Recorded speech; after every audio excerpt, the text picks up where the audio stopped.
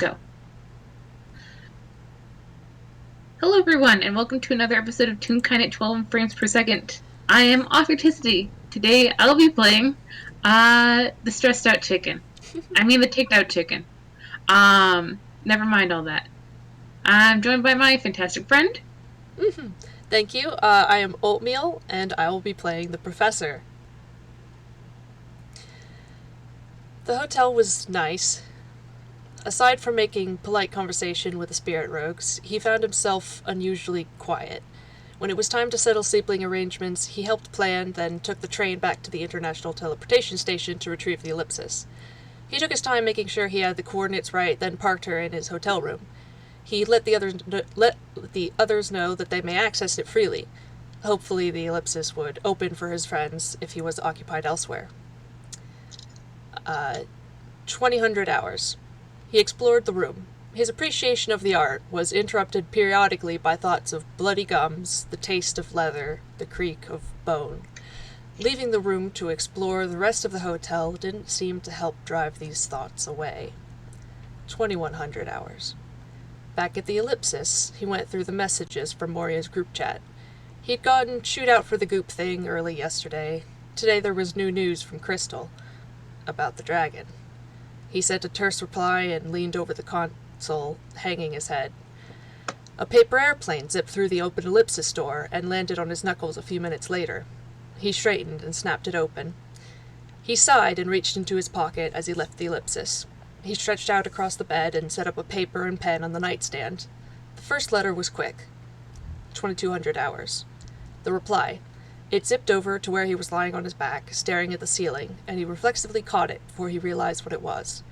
He unfolded it, began to read, slowly. Turned over onto his stomach for better light. Paused at the end, processing. Read it again, just as slowly. Read it a third time. He sighed and scratched out another letter, hesitating only on the last line. Part of him protested, but it flowed out of the pen and onto the paper so easily. Before he could have second thoughts, he sent it on its way. He rested his head on his arm and absently rubbed the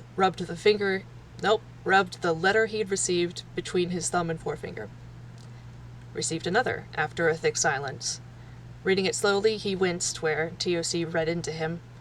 His mind turned the phrase, "old friend," over and over, examining it and marveling with dulled surprise at the warmth in it while he read on. The last line echoed loudly. "I will keep them all safe." He tried not to think too hard about it. How does he respond? His reply was a bit stiff at first, then settled as he tried to give a genuine answer. He agonized over the next bit, the part about Izumi. Don't be too clinical or vague, but do get the point across. He tapped his fingers irritatedly as he tried to end the sentence in an appropriate manner. Now what? How do you backtrack from getting that close to bearing one's soul? Flippancy. It's efficient, if nothing else. He ended with something a bit more genuine again, then sent it. 2300 hours. He needed something else to do. He went to the hotel lobby and played the piano there, quietly since it was late. Started with a simple carefree tune. It warped as his thoughts wandered, becoming discordant for a moment before transitioning into the funeral march he'd been playing in his head earlier in the day. He flinched when he realized what he was playing, and jerked his fingers off the keys. There didn't seem to be anyone around who'd noticed. After taking a deep breath, he tried again, starting with a more neutral song that he enjoyed. He was able to stay on track longer, but again derailed, repeating the darkest line of the tune and building something new off of it. Something troubled. He stopped suddenly, taking a sharp breath, before getting up to leave the piano and go back to his room, where he stood for a long moment, paced a bit, reread the letters, stood still, just thinking. Then, with unexpected purpose, he strode over to the Ellipsis and posted a note on it, posted another on his hotel door, and closed it behind him, sweeping down the hall towards the exit. He had somewhere to be. I am smiling very widely. You will find a question in DMs. Ah, you know what? Actually, yeah, sure. Why not? They're short enough. Fair enough. So audience, here are the letters. Let's see. Professor's was first. Um, Yes. Paper airplane from the professor in sharp print. TOC.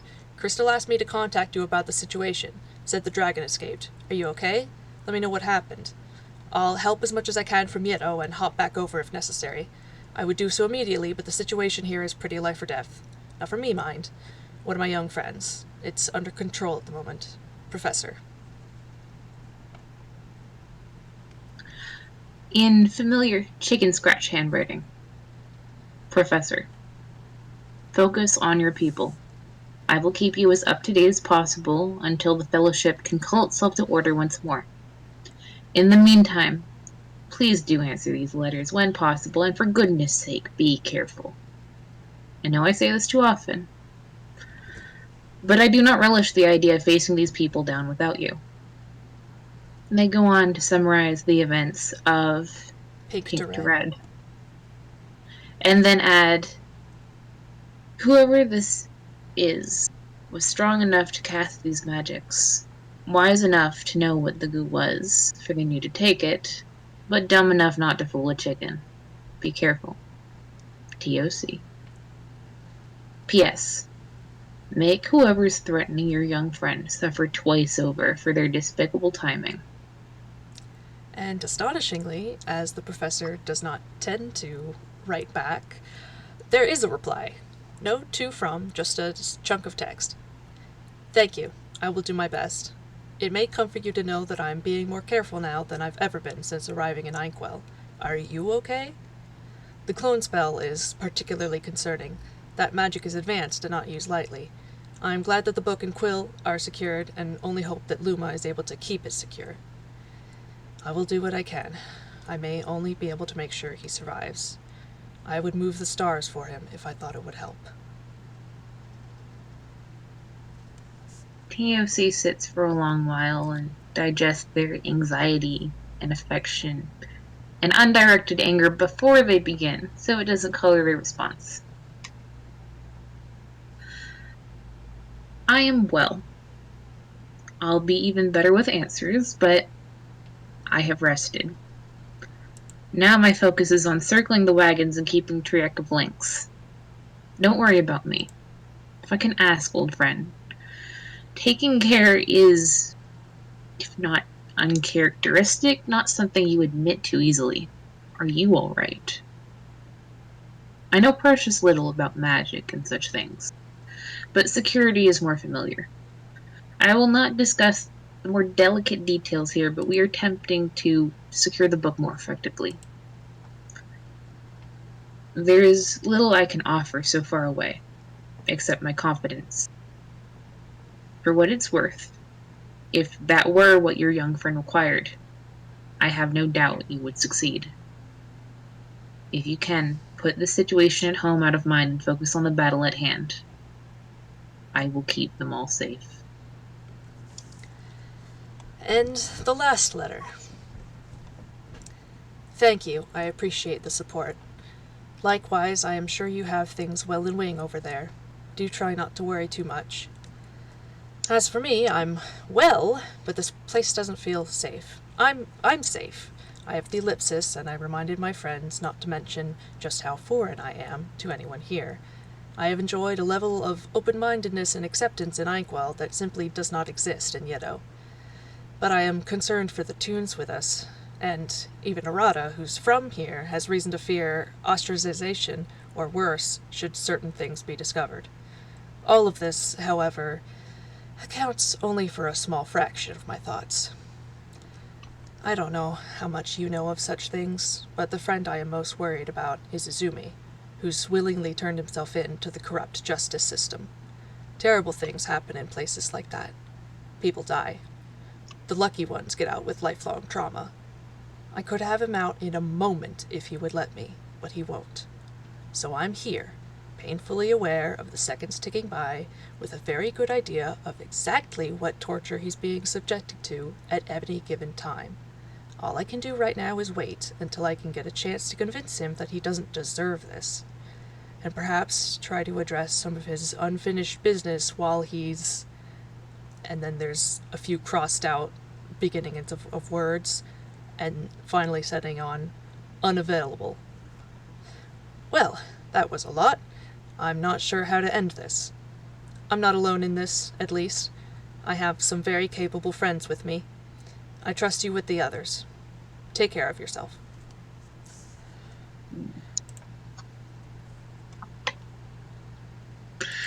I wiggle. Man. Well. Well.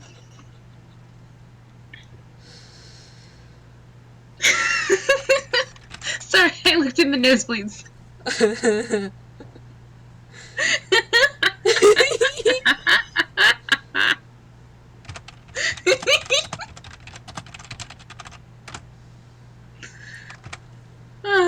Well, we're off to a grand start. For a recording. We seem to have caused a mass murder. Our audience is very distraught. Oh no, Comet has not joined yet. This must seem very concerning.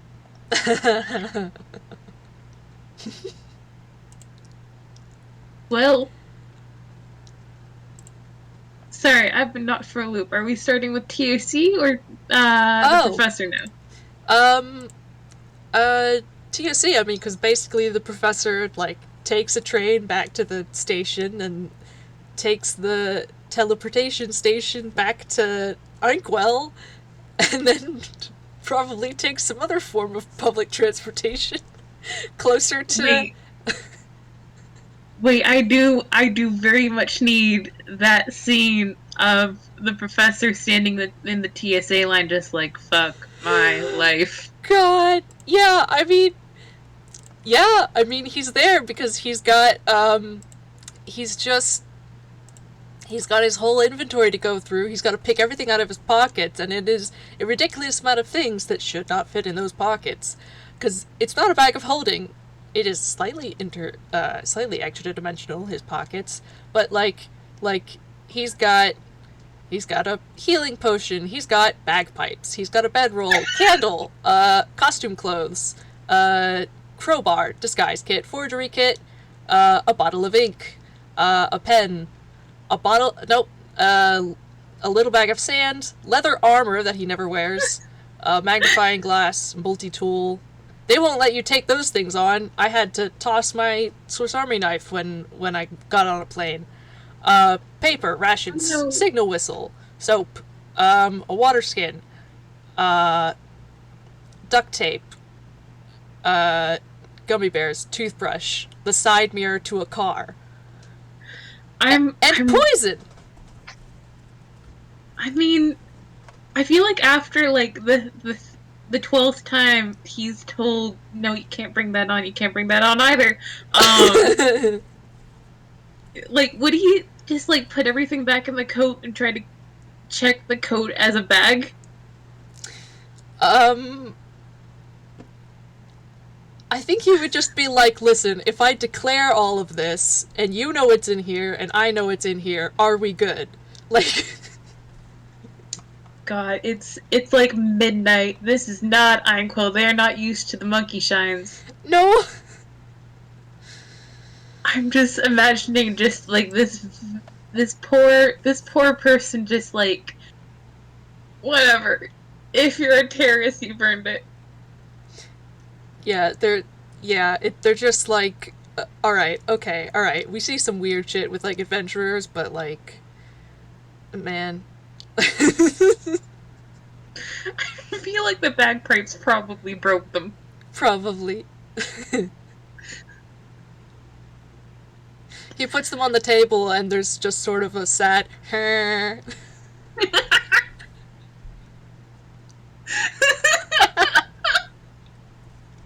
Oh man, if anyone has experience with traveling with unconventional instruments, please do write in.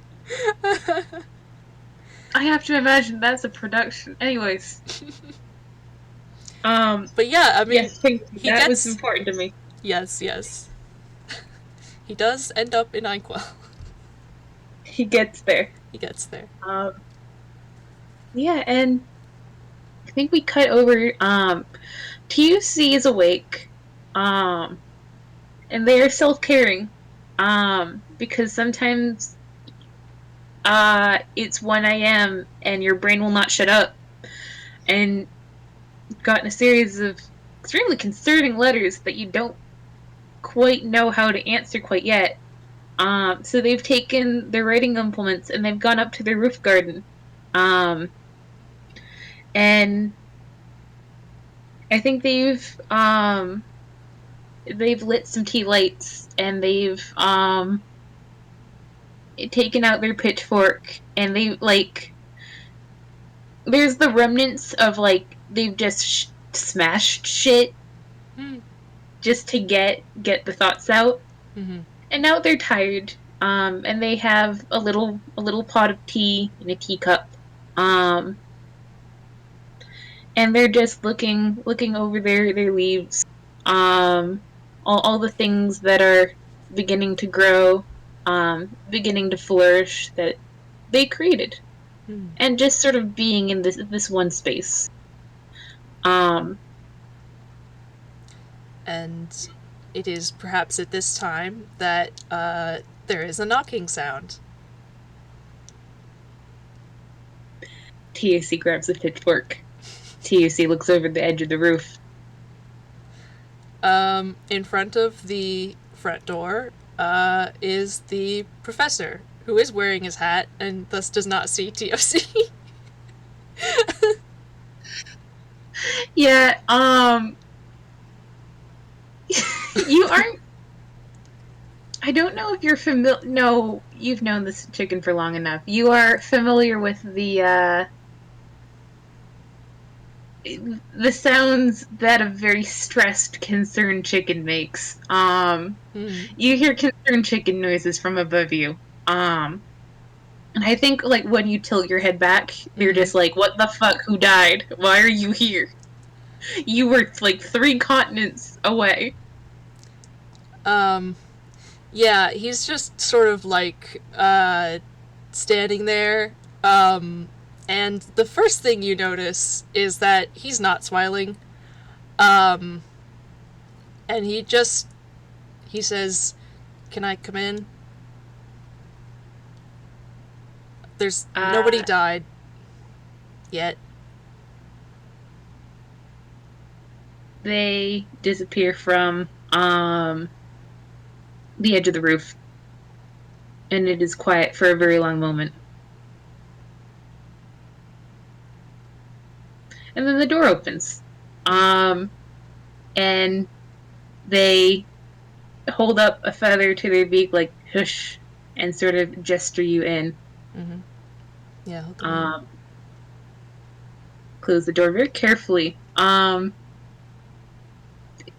think on the way leading you up to the roof, they grab a teacup and a blanket, and both disappear into their hammer space. Mm-hmm. Um, they gesture you away from stepping on one of the steps up to the roof because that one's creaky.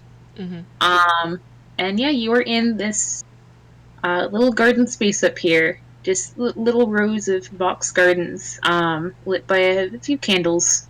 Uh, a impressive sort of pile of broken pottery and wood off to the corner. Mm-hmm. And sort of push off to the side, you see a half completed letter that looks as if they were going to write back. Mm-hmm. And they lead you over to where a little pot of tea is, just for you to sit down. Mm-hmm. Yeah, and he will silently go over and sit on the floor, I guess. I mean, against the roof, whatever. Mm. Um, Yeah, they sort of crisply toss the blanket over your shoulders, and a little bit on your hat. They don't tuck you in. You're not a child, but they do pour you some. It smells like some herbal tea. Mm-hmm. Yeah, he's just holding it for now. Mm. Yeah, and he's just like he's he is just completely silent. He is completely silent and just sort of like watching TFC and then like looking around the garden. Mm. I think that they let the silence rest for a while. Um, Mm. they pick up their own teacup. They dip their beak in and toss their head back with a. That's characteristic of them when they're more stressed. When they're a Mm-hmm. little bit more mentally stable, they can drink like a person. But Mm-hmm. and I think if it goes on long enough, they will eventually sort of sit back into a little potato shape and sign at you. Talk to me. Mm-hmm. Uh, he nods a bit and he says, "I'm sorry for being such a prick about the goop thing."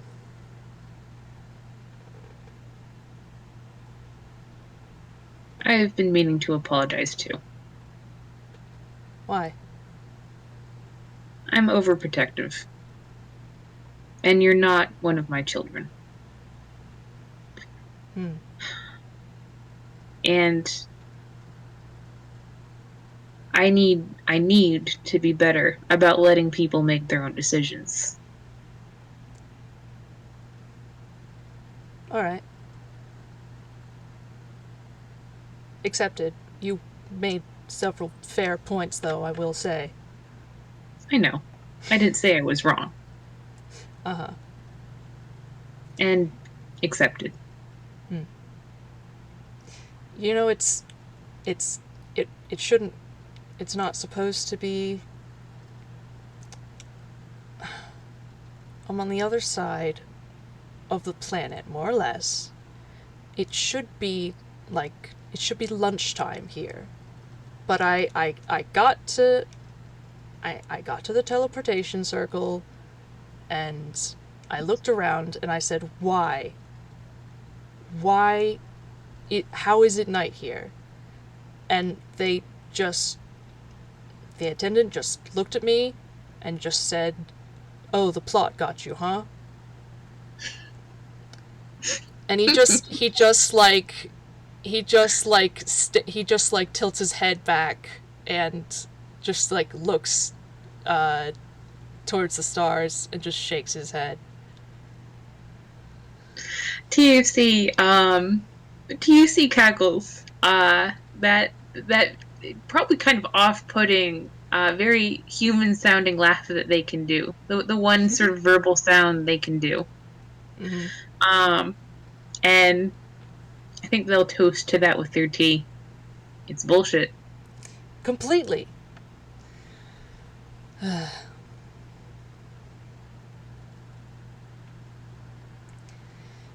Hmm. No matter when we decide to have this conversation, it was always going to happen at 1 a.m. I guess.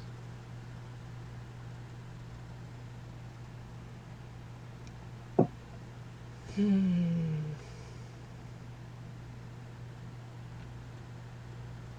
How are things? It's I I don't know. The others, most of them seem to be doing okay. Camille's taking it badly. Um, I can't quite tell how Moria's feeling. Um,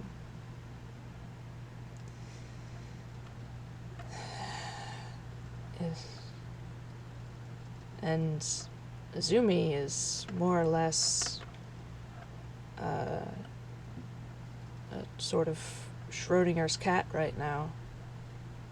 He could be in any number of different states of being, but no way to find out, no way to know without seeing, without checking for myself. But I can't do that.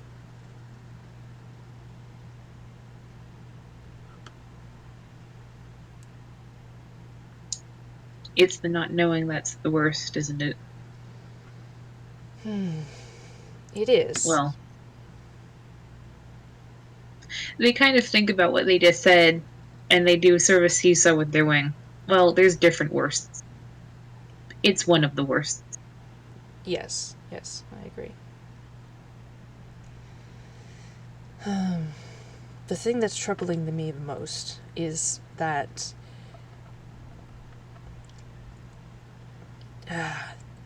the only thing stopping me from going in there and getting him is his desire to be in there. I have to respect that decision. I mean, because if I didn't, it would just. He's grown so much.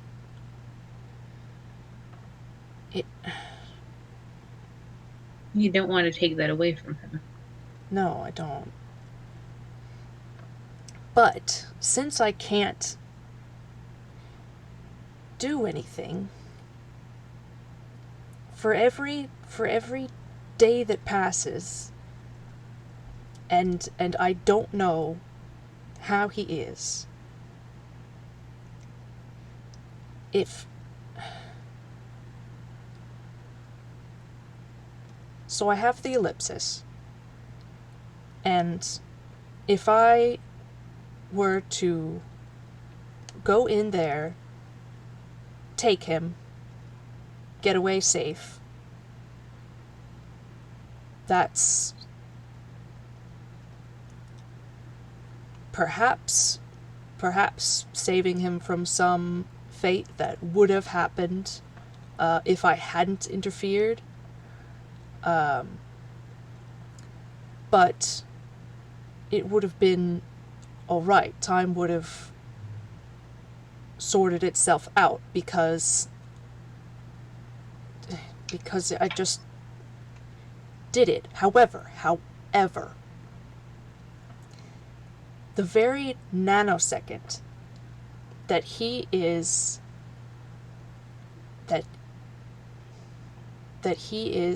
without a doubt dead, that's it. That's the ball game. I can't go. The moment that he's dead, and I know that he's dead, I can't do anything. It's fixed then. I can't change it. I can't go back. Because then it would create a paradox. What would have prompted me to go back? Nothing.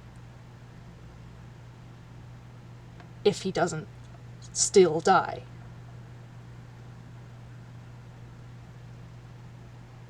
It's complicated.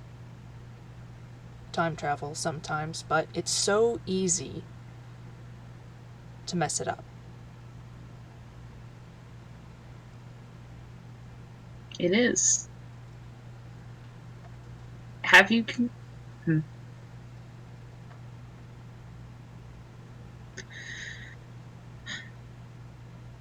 There are ways to bring people back, though. We're both living...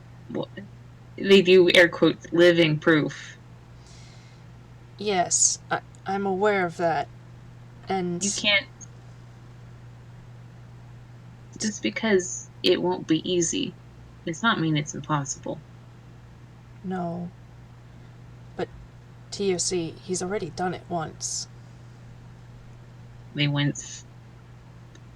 Mm-hmm. Hmm.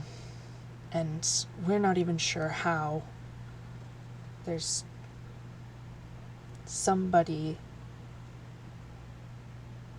with very subtle puppet strings about Azumi and Arata.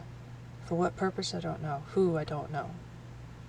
But somebody brought Azumi back from the dead, and it wasn't anyone that we can think of. It should have been impossible. And yet. And yet. Hmm.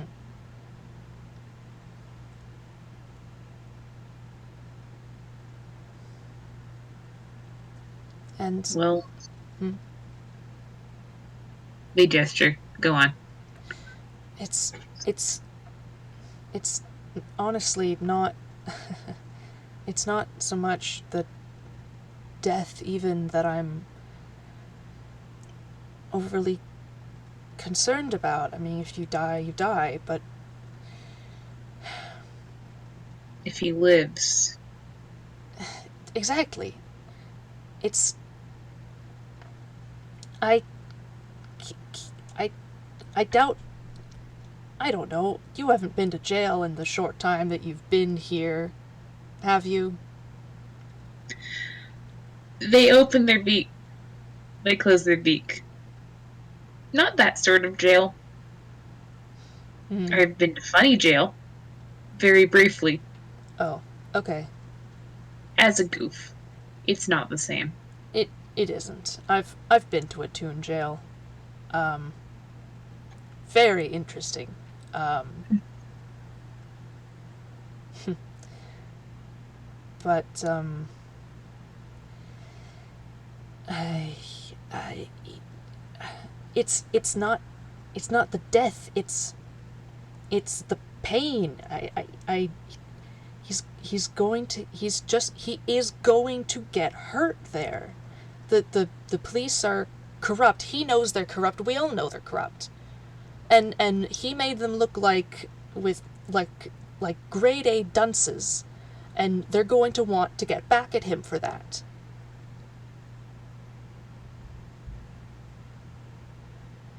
He's got a target on his back. Yes. And a timer on his life. Mm-hmm. And yes, he has a supposedly a very good defense attorney, and sure, but he's going to plead guilty because he is guilty, and his crimes do warrant, according to the law, probably at least a life sentence. I mean, I don't know. I don't know. I don't know Yeddo. I don't know Yeddo's laws. But if I'm just going by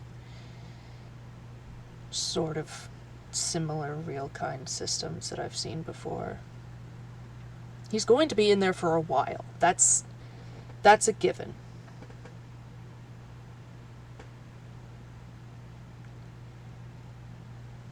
And it's going to be hell. And he thinks he deserves it. That's why he went. It's not. This is something he chose. This is something he chose. I told him he didn't have to. There are other options. Leave. Just don't. Don't come back to Yeddo. I mean, he's been in Iquel a year. Just he could just not go to Yeddo. No, nobody would have to know that he was alive at all. He'd know. Precisely.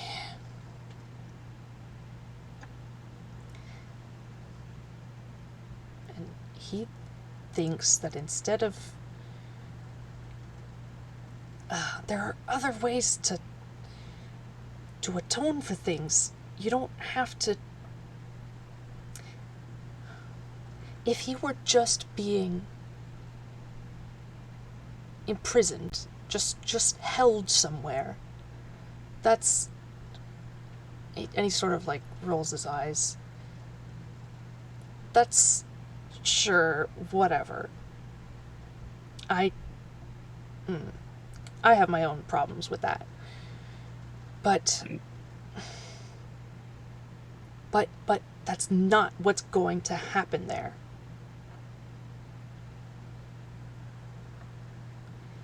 He's going to get curb stomped. He's going to get kicked. He's going to have his ribs broken or nose broken. I think that they reach over and they sort of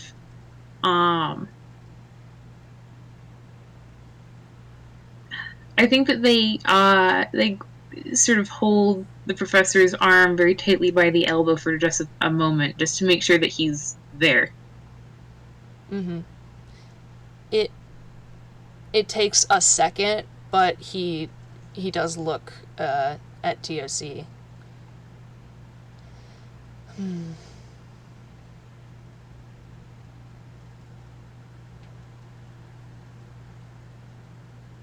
And that's just the surface of it.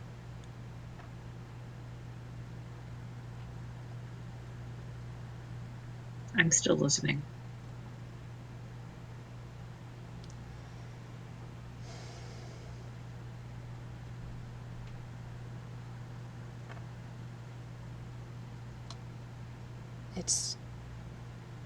It's meant to cause pain. Places like that. It's a pain factory. It's meant to cause pain. It's meant to cause suffering.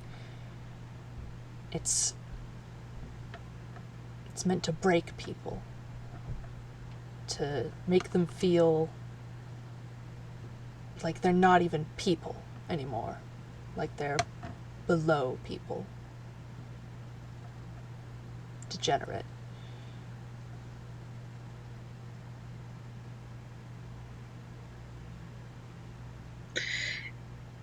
TOC, I don't think they say anything, but they sort of look at the professor, like really look at him, Mm-hmm. and if he meets their gaze, can probably see them remembering little bits of things the professor's told them about his own life.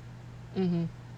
And there might be a little bit more understanding there than he's really comfy with. Mm-hmm. Yeah, he does glance over, and then he does, like, a double take, and, he leans back, and, he nods.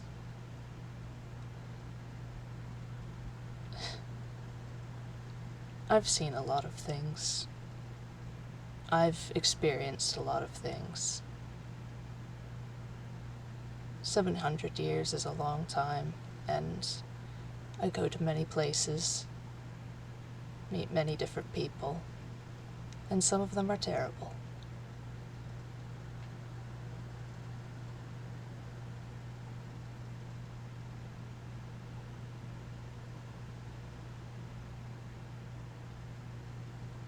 Seen a lot of bad endings.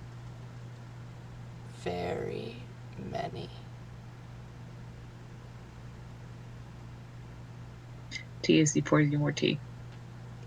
He hasn't drank any of it yet.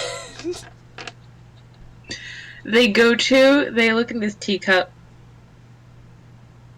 They look at you. He rolls his eyes and then drinks some.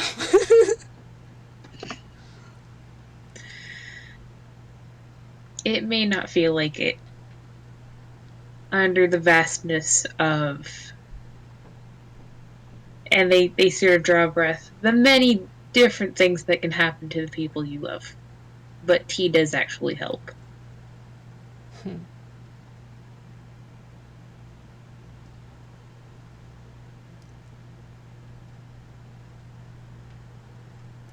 Yeah, and he is just sort of like,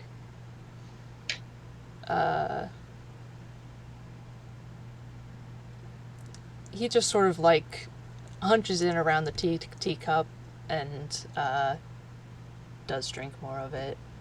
He's just going between just kind of staring out and staring sort of not directly at TOC, but just in that way that he can see what TOC is doing. Uh,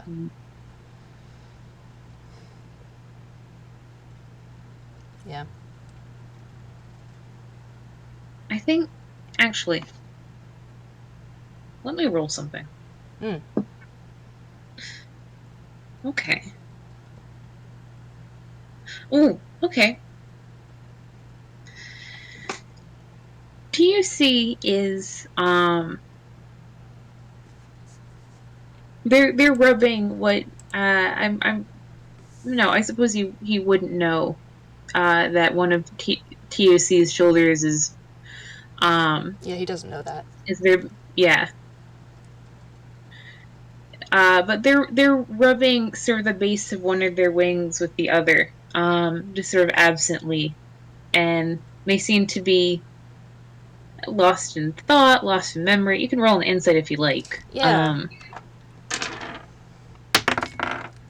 Well, that seems about right. That is 7.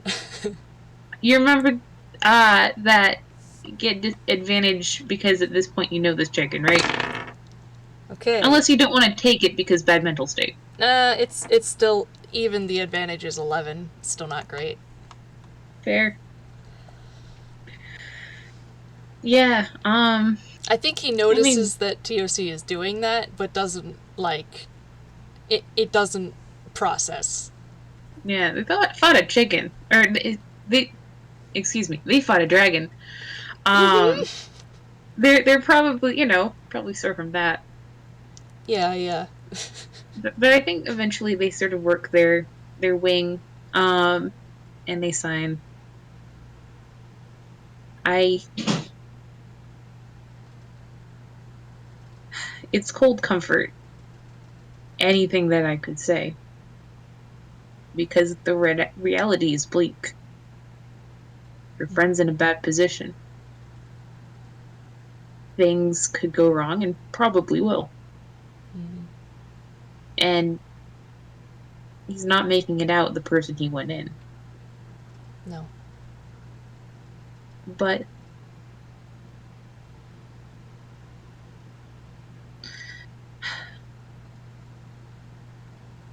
I hope you don't mind me couching this as a story. Mm. It's He looks up, just kind of more interested. why do you think people tell stories that they know are going to end badly when there was never any hope? When you've heard it before? When the lovers die in their arms, the family is murdered,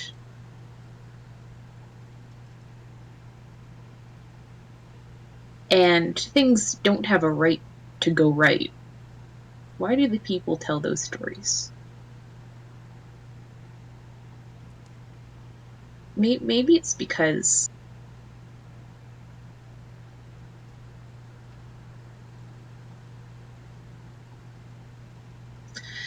maybe it's because sometimes they do. Every time they tell the story,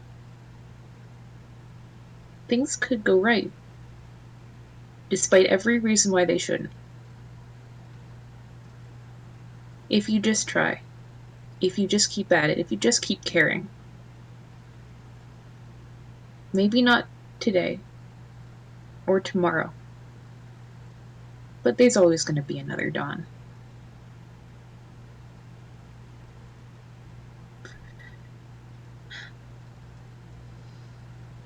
Mm.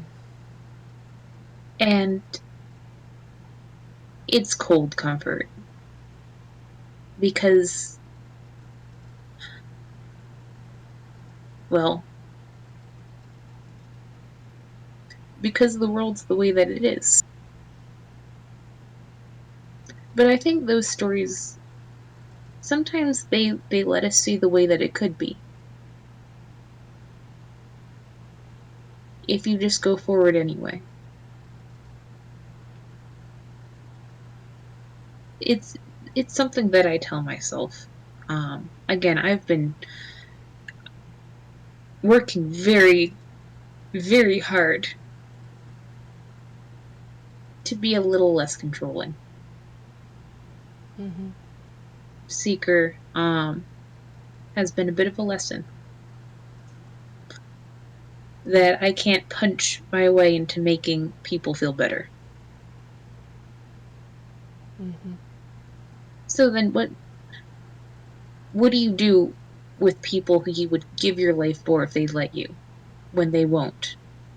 What do you do when you would move mountains and continents and worlds to make them happy when they don't want you to?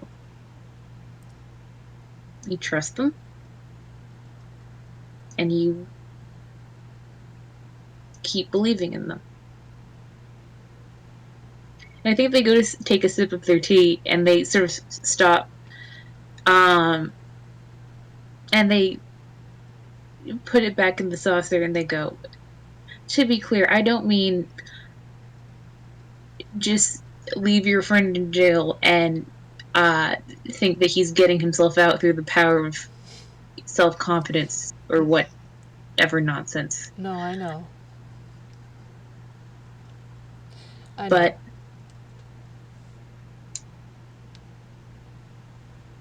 play by his rules. It's his story. It's his turn to tell it. Yes. And if that gets him killed, move forward. I always do. I know. I'm sorry.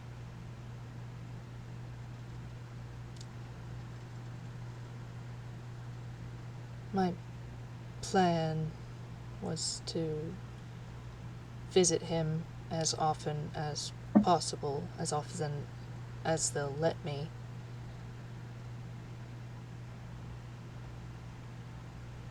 And just talk to him. Try to make him see reason. Try to make him realize that he is worthy of affection and care. He's worth existing.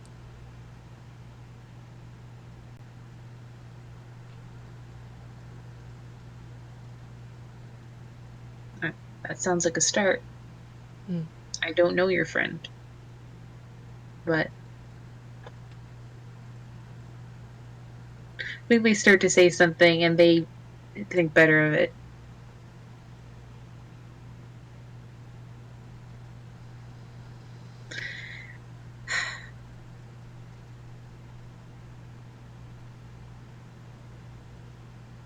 I've been imagining each of my children Mm-hmm. in the situation. And some of them I just don't have the answer. Others, maybe. Mm. But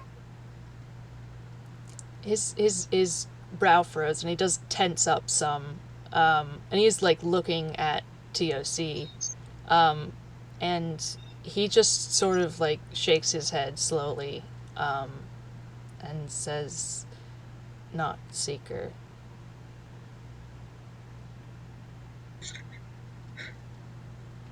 they Seeker sigh. doesn't need to go through that sort of thing a second time.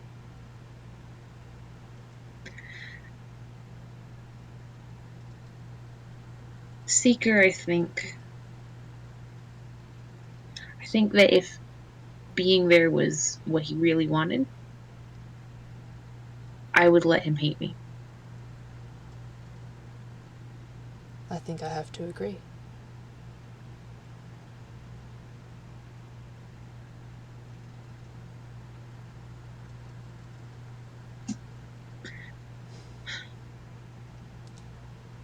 The terrible thing is that if you just Deus Ex Machina him right out of there, I wouldn't blame you. I'm not saying do it. In fact, they take a sip of tea. I'm not going to. It would cause so much damage to that child. He he's already got problems with independence and not wanting to have to rely on people, and no. It that would just set him back way too far. But it's hard. It is. It is. I could do any number of things aside from just warping in there and warping out. I could. I mean, I've done it before. I could dismantle the entire government if I wanted to. If I really wanted to. Would it take me a while? Perhaps. But I've done it before, and I could do it, and I would do it for him. But he doesn't want me to do that.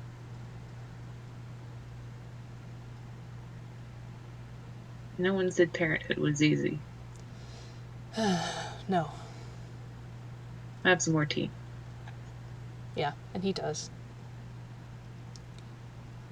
And he actually is going to, like, he seems a bit like fidgety and restless, and he he puts the tea down a minute, and he takes off his hat, his scarf, his coat, shifts around, and just lays flat on the roof. I think like TOC paused because like I don't think they've seen him They without have most not. of that. They have not. Like, the hat is the most that they've seen him without. Yeah, like I think that they sort of paused like, oh, what's this? Oh, okay. He looks a lot fucking smaller without it, I'll say that. Yep. Bit less intimidating. Well, let's not go crazy here. No, He no, was no. never quite intimidating to No, this but he chicken. was not to TOC, but he is tall and broad. Mm-hmm. And But now he's less so. yes, precisely. Mm. I think they just let him have some roof time. They sort of potter around the space. After a moment, you hear the sound of clippers. They seem to be deadheading something off into the corner. Mm-hmm.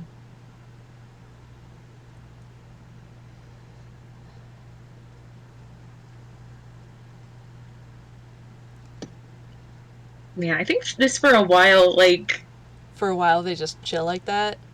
yeah, I like we just rest. Yeah. Eventually, the professor just says, "Why, why am I here?"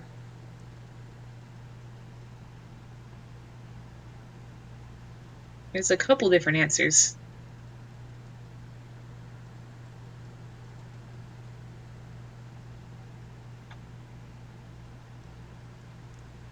Not existentially.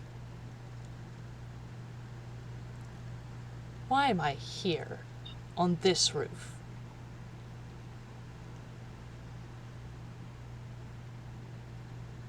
Because next door would be trespassing. Do you think that would stop me? No. I'm sorry, I don't. I could tell you because the plot demanded. I could tell because your plot demanded. I could tell you because you're a fully realized individual who makes his own choices. I don't know your answer, Professor. I'm just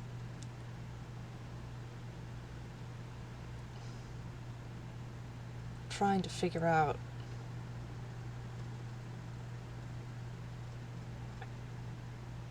why. Why did I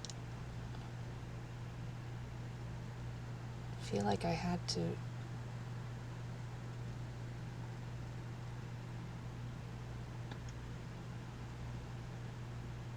I mean, I could go literally anywhere.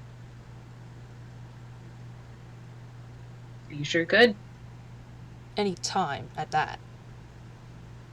Mm. Could go visit some dinosaurs. Well, instead of just one dinosaur. Mm-hmm.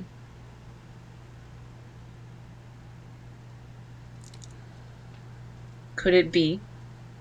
Possibly. They scoop some dead leaves into a little pile. And I know this is crazy, a little bit far fetched, but hear me out. Because we're friends. He's he's like quiet for a bit, but uh, his mouth starts to turn up in a sort of slightly wry smile.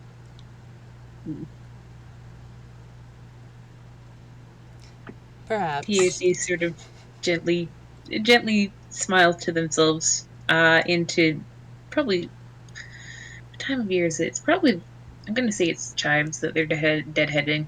Mm. They smile into their chives.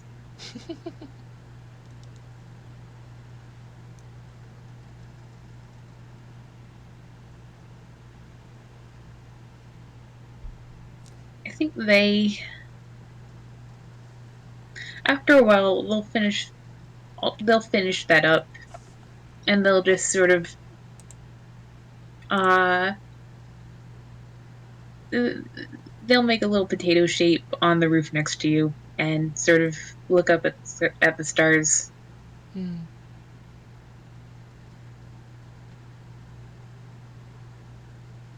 I always feel like asking you is going to give you a swell head. But how many of those have you been to? Oh. Hmm. Ha. From here, I haven't spent as much time in this sort of bit of space, which is probably why I hadn't discovered this planet before, or come into contact with any tunes really before now.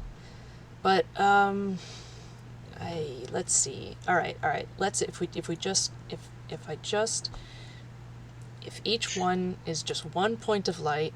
Some of them are galaxies, and so there's actually like several million points in there to choose from, some of which I've been to. So we're just going to count each one of these points of light as a single point. Let's say I've been to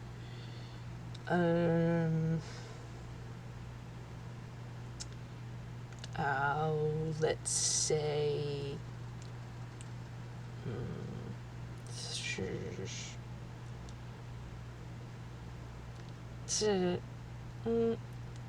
27%. You've been to 27% of Einquill's observable universe. More or less. Maybe less, but not by much. It's very entertaining watching you do this math.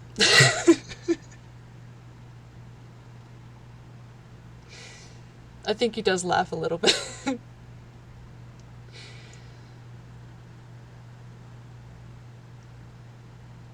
I've never been out of Einquill. I spent about 60 years not moving. Right. I don't really have a point to this, but sometimes it's just nice to feel small. Yes. Yes, it is.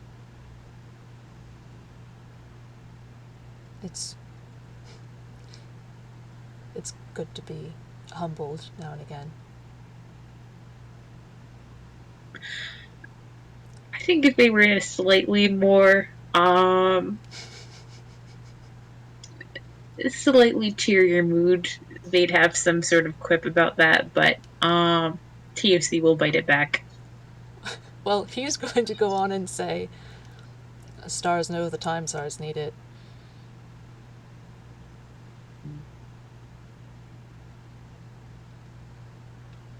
Including me.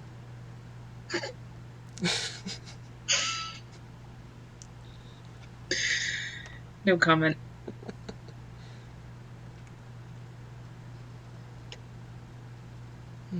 For what it's worth, I expect you're one of the better.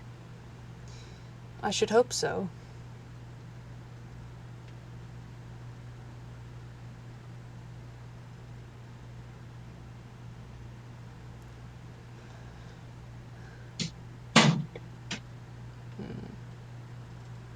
I don't mean to draw you back into more serious matters, but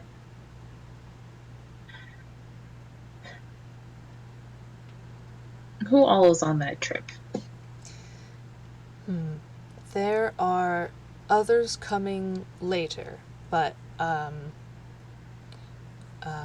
today I traveled with, let's see, Arata and Sammy, and Arata.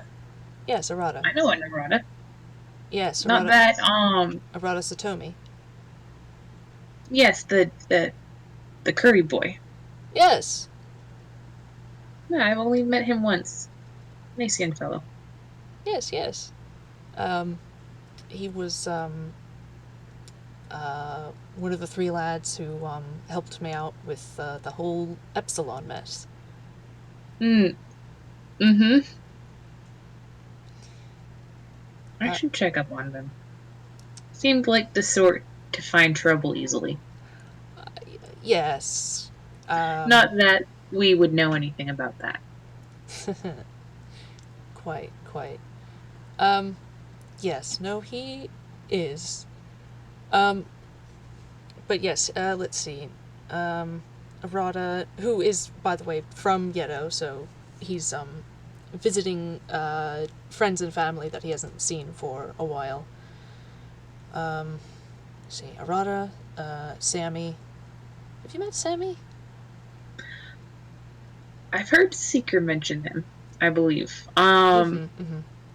It's something about a garden and Mm-hmm. something about multicolored candy. Uh, well, I mean, he's a color changing toon and he's got rainbow hair, so sure. It, it might have been poetic. Probably, knowing Seeker. Speaking of, he's also on the trip. Yep, Mm-hmm. he did not mention. Nope. I am going to have to find some time to talk to him because I don't think I have spoken with him since we restored his memories. But let's see. Camille, I did mention. Oh, good. I'm glad that Yes. I'm glad that our murder child is doing well. Well, uh, I'm well. Well For is a given one way definition to of well. put it. Mm. Yes, considering he was rather close to Izumi, is rather close to Izumi. Um, they're they keep telling me they're not, but they're brothers. That type, huh?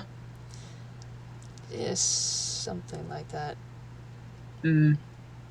Let's see, who else? Oh, Moria. Detective, um, Azumi and Camille's mentor. I met her recently. Mm. Very interesting. I think you get along. I'll have to track her down once things are resolved. Mm-hmm. Audience, did I get everybody?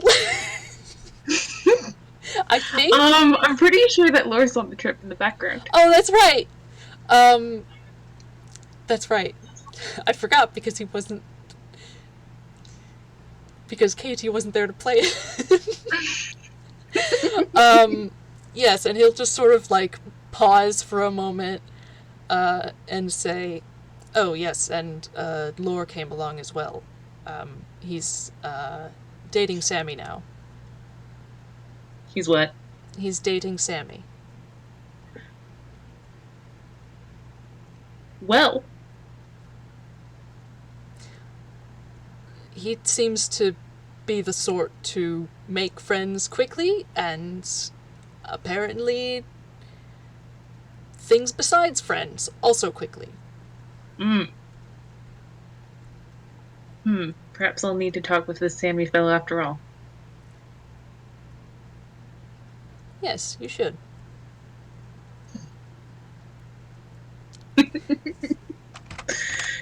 Like, you can roll an insight check on TOC if you'd like. Yes. Professor is just thinking like, oh yeah, you would get along with Sammy. Let's see. Insight 16, 17, 19. That's a 19. Mm-hmm. Yeah, I mean, TFC is just plain fucking thrilled to find out about all of these, this major life news Uh through huh. a third party. Uh huh. Um, like, Seeker told them nothing. Arata, they're probably not too upset about. They don't know Arata too well. Mhm. Or has not told them shit. Mhm. And they're just like, well, 1:15 in the morning is a great fucking time to find out that your boy has partners. Mhm. Um I The think they just sort of settle back and they go, wow, everyone's sort of relationshipsing. oh yes. Well, they sort of gesture like, I'm sure I told you. Um, what did Scribbles and uh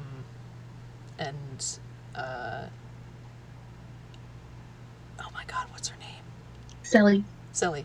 Did Scribbles and Selly start to do something else, or what's?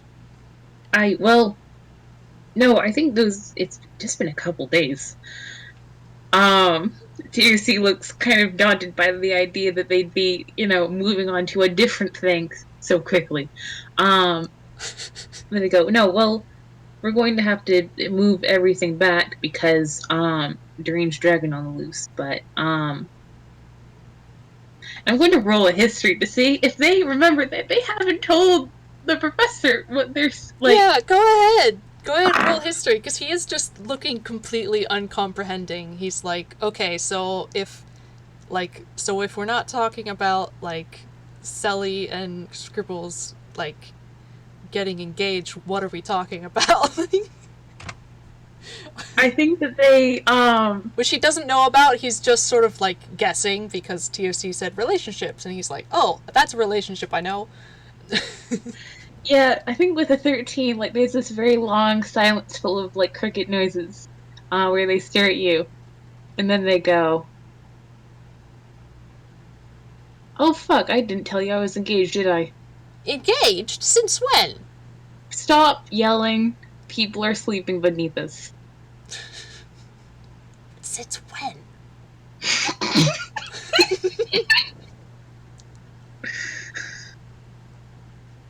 I think they, they are sort of losing their sort of chicken cool, but they're just like, well, and they stop signing and they start over. The thing is, and they stop signing, try again. So, Oh, is it? Juniper, Oh, alright. you could pretend to be slightly surprised. I mean, you live here? We were not so much as dating. Alright. Well, I mean, I don't know Juniper. I don't know whether to be surprised or appalled or happy or whatever. I go with the last one.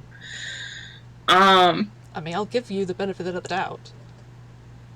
it we were um tracking down Triniton. Oh, yes. I and we were on a cruise ship full of villains, like a Ooh. villain cruise ship. Oh, interesting. Um, and we needed a distraction, so we were like bar fight. Huh. And then Camille had a distressingly good idea Uh, of what is more distracting on a cruise ship than a very public proposal. oh. So someone had one of those candy ring pops Oh. TOC. that they had finished, He does and someone cackle. else found some never melting ice and some glue. They sigh. And I'm pretty sure I just flubbed it. Um, but she was really happy, and so I never told her it was fake because forgot didn't hear that part of the planning. Oh. Um, so yeah, Friends to lovers. Fake dating speed run. He just says that is those the word words. for it. That is a word for it. I am going to do something terrible to Camille that will ultimately benefit him. I haven't decided what yet. Fair enough. Are you okay with this? I'm have been pining for months. Oh? This will shock you. I'm not the most emotionally well of people. Hmm. And this incredible woman, smartest person I've ever met, you included, kind, empathetic, exciting, could surely do better than a chicken. But the chicken was what she wanted. Well, and who are you to who are you to disagree? Or question my good luck. Hmm. Yes, you're invited. All right. Thank you. He was just sort of like he was when like TOC was gushing, he was like looking very fondly, um, and he's just sort of back to like, okay, we are telling each other things and being surprised by them again. Like, I think they like stop and sort of stare at you as like, what? Do you have a prior engagement? You're a time traveler. no, I don't have a prior engagement. Well, why wouldn't you have gone? What? I didn't say I wasn't going to come. I just didn't realize you had a wedding planned. Well, planned is a very strong word. A wedding intended. Mm.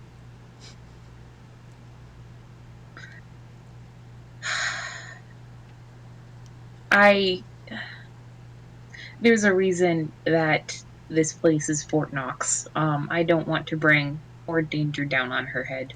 You did mention, I think, something to that effect. Um, don't go around spreading information about junipers, etc. Is Mm. that why you were so cross that I parked? And he sort of like points down. Yes. I may have the two of you meet to discuss ways you can keep, time traveling cat burglars out of one's apartment. Oh, well, I might have a few tips. Mm. Also, you should meet my fiance before the wedding. That would that would be nice. I think they just very gruffly go back to deadheading their chives, just like, yes, emotions. uh, Oh, mm. they do brighten and they go. Yes, I actually have something that I want to show you.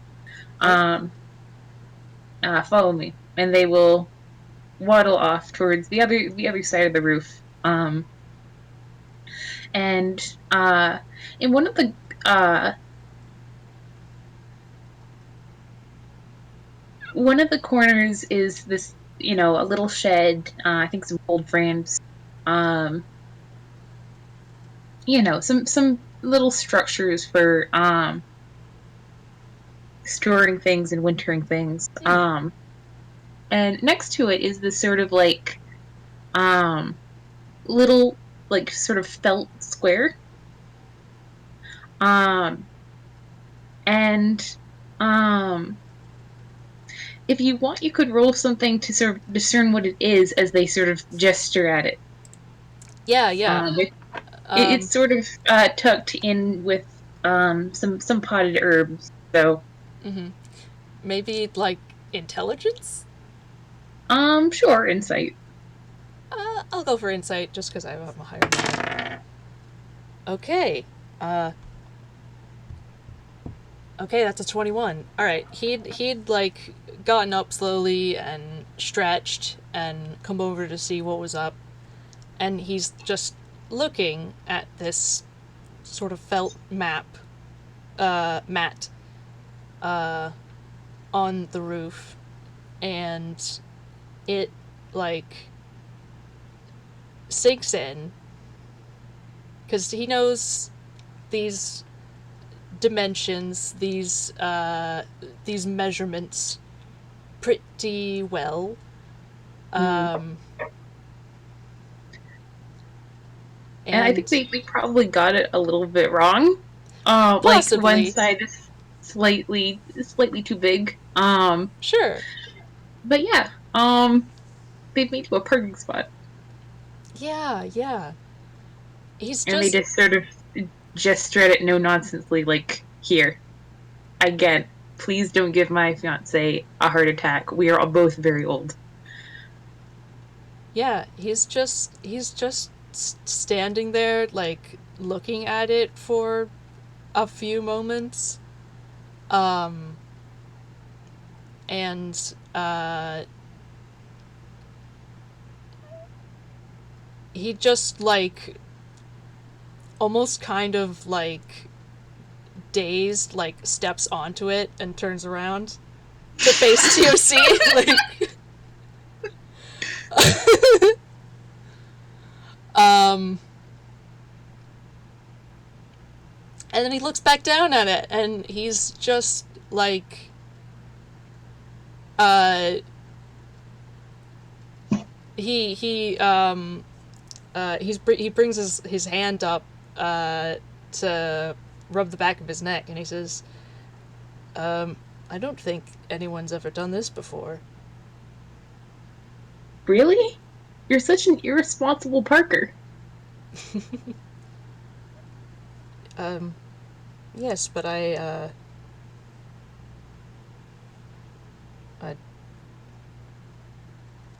suppose never mind. and uh, he'll step off and um, uh, honestly probably go back to more or less where he was laying on the roof because yeah. Too many emotions. It's roof time. Yeah. I think after a minute they come like sit next to you and they sort of sign. I hope I'm not overstepping.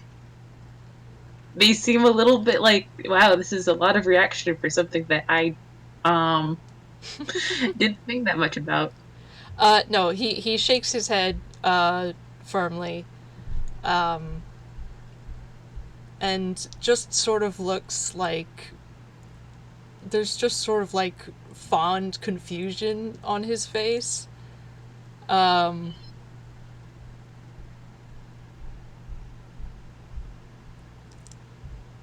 and like uh,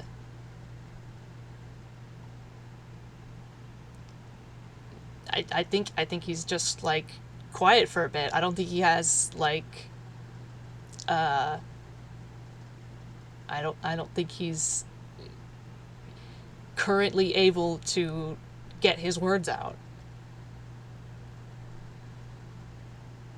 I don't think TOC has happied anyone into being nonverbal before.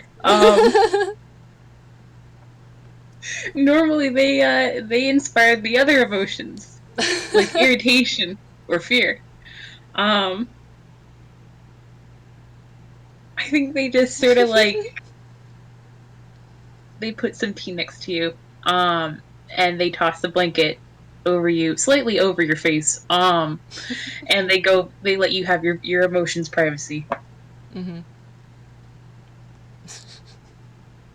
Yeah, he pushes the blanket off his face and gets up on his elbow to have some more tea. Mm. They're so fucking awkward. Yeah, gosh. Um, and I think he's like, he's just sort of like being contemplative, Mm. contemplative, whatever. Um, and uh, he tilts his head and he goes, "Oh, I forgot. Um, Mm, what? um, and he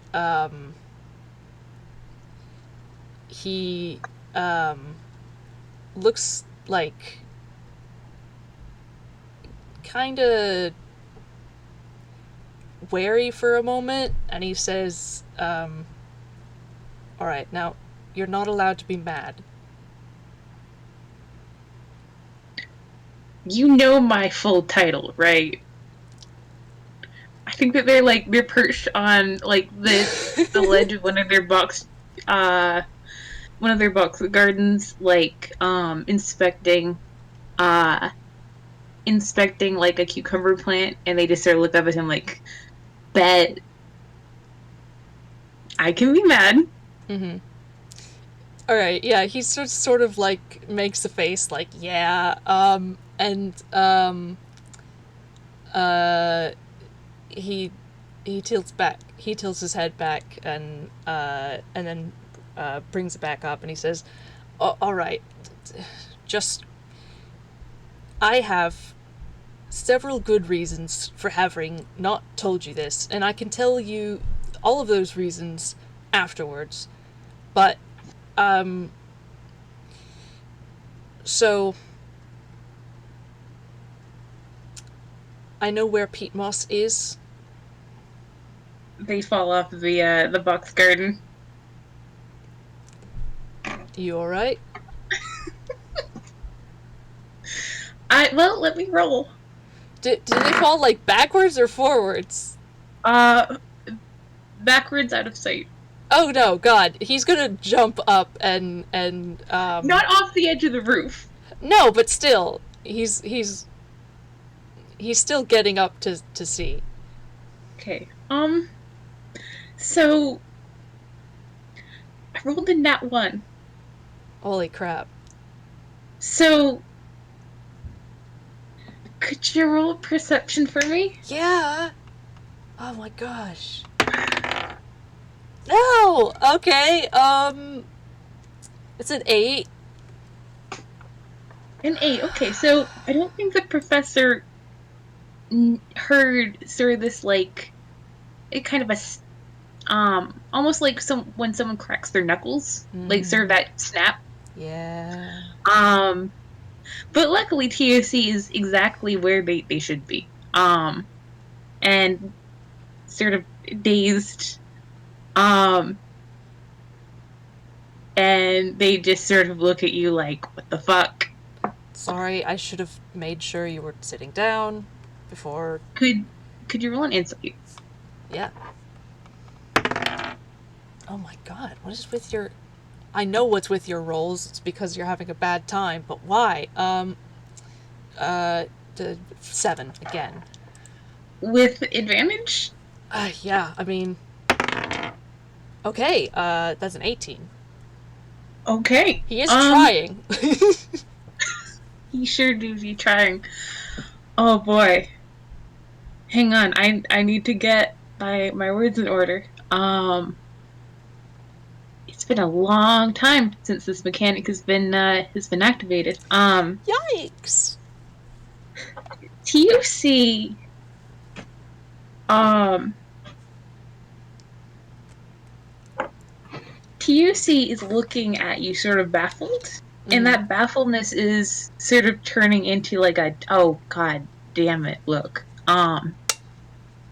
And like the longer you talk, the more like frustrated they look. Like they're sort of uh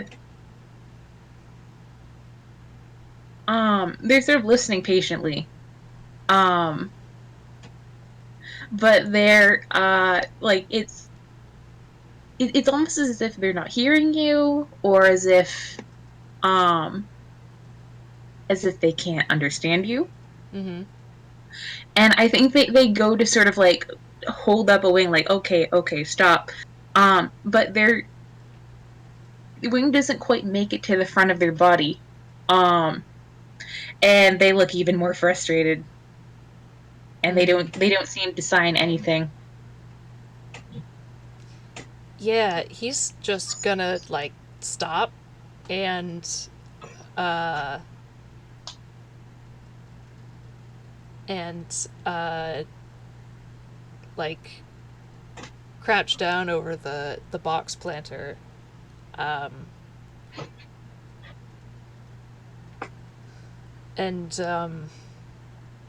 just, so he just looks, like, concerned. Um, um, and he's not sure what to do for a moment. And then he tries, um, like, very basic, a very basic sign, like, can't talk, and he says it out loud as well, and in a questioning tone. They uh they look kind of ashamed and apologetic, and again they do sort of an odd sort of like shrugging flap. um and I think you'll notice that their wings are in a slightly different position on their body. Like they usually they do sort of a Donald Duck like. They're in a more real kind type position. Yep. And they look just very done. Like it's there's that sort of like anxiety that comes with hearing a language that you don't know what's going on. You don't know what people are saying. Mm-hmm. But this seems familiar to them. Mm-hmm. Mm-hmm. Yeah, he when they look apologetic, he like waves his hands like, no, it's okay. Um, um, and he just sort of like thinks for a second, like tapping his fingers, like he's not sure um, what to do. Um, and then he reaches out his hands in a uh, hard to misunderstand, like asking to carry gesture. They they hop on. Mm-hmm. And he's gonna walk back a bit and sit down. Um, and he's just he he uh, he just sort of like pats TOC a bit and he goes, "I'm sorry." They sort of um they tilt their head sort of against your arm in such a way that like part of their face is sort of like pressed into your arm, like in Mm-hmm. sort of like ugh. But one of their eyes can see you. Mm-hmm. Um, and they you can sort of feel them just sigh. And I think for the next few minutes they just sort of focus on like calming down, being less I think with an 18 you get that like this is stress related. This is Yeah, yeah, yeah, like between this and the dragon and the rest of the shit that you guys have been talking about, yeah, yeah. yeah. And Um he gets that. Even though this is a bit more extreme than like the average person does, because like they also don't seem to understand him, and also like all the things. But like also he remembers when they had trouble reading. Like I mean, back when they first met, and then back on the Ellipsis when he showed the book by Pete Moss because it was just sort of too much. So like mhm. he seems to understand at least partially uh, what the situation is, and he's just going to try and uh, help TOC calm down. Mhm. Okay. In that case, I think I'm going to roll this with advantage. Neat. That's a 2. That 20. Oh my goodness. The power of friendship. Oh my Shit. gosh. Holy crap. That's great. Yeah, I think that like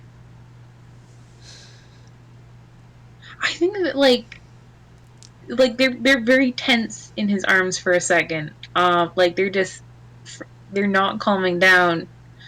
And I think they sort of look back up at him and they look at this garden that they're in and they take a big deliberate breath and they sigh it out again. And there's another sort of slightly gross crack. And they sort of jump Mm-hmm. and look down at their wings and they sign, okay, that was quick. Uh, are you alright? Does that hurt? Yes, thank you. Oh dear. It's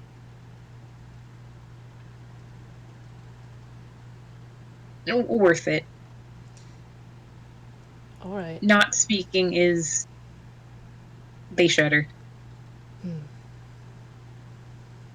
Thank you, though. You handled that with grace. Oh, well, just sure. Sort of shrugs. I'm sorry, you were saying. Yeah, I was. Are you ready? No, Okay, please do go on. is that gonna happen again? I think, like, they're about to, like, say something snappish because, the suspense is killing them. But they Uh-huh. calm down and they think about it. They go, if language will go before the shoulders do. I will stop you if my comprehension is suffering. Alright. He gives a sort of slow nod. Um, takes a deep breath and he says, Alright, so, um, I do know where peat moss is. Peat moss is in the bog. And, They signal for you to stop, mm-hmm. and gosh, can you roll an insight? Yeah.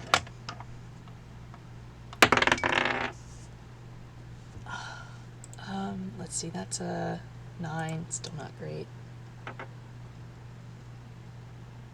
Do you want to It. give advantage? I mean, yeah. It's at this point you have advantage. Okay, that's 22. Okay, better. Jesus, he. What is the dice doing? I rolled a 19, so. Well, Yeah, dice are very fickle today. there, man. Okay. Um, it's almost as if they knew what you were going to say before you said it, Mm, but it doesn't make it easier to hear. yeah. They they shut their they shut their eyes and sort of like take a deep breath, Mm-hmm. and I think you see them sort of brush off a slew of probably some very bad memories. Mm-hmm. Go, okay. To be clear, she's there right now, not was there. I don't know, a few years ago. She, for sure, was there. Um, let's see, when did.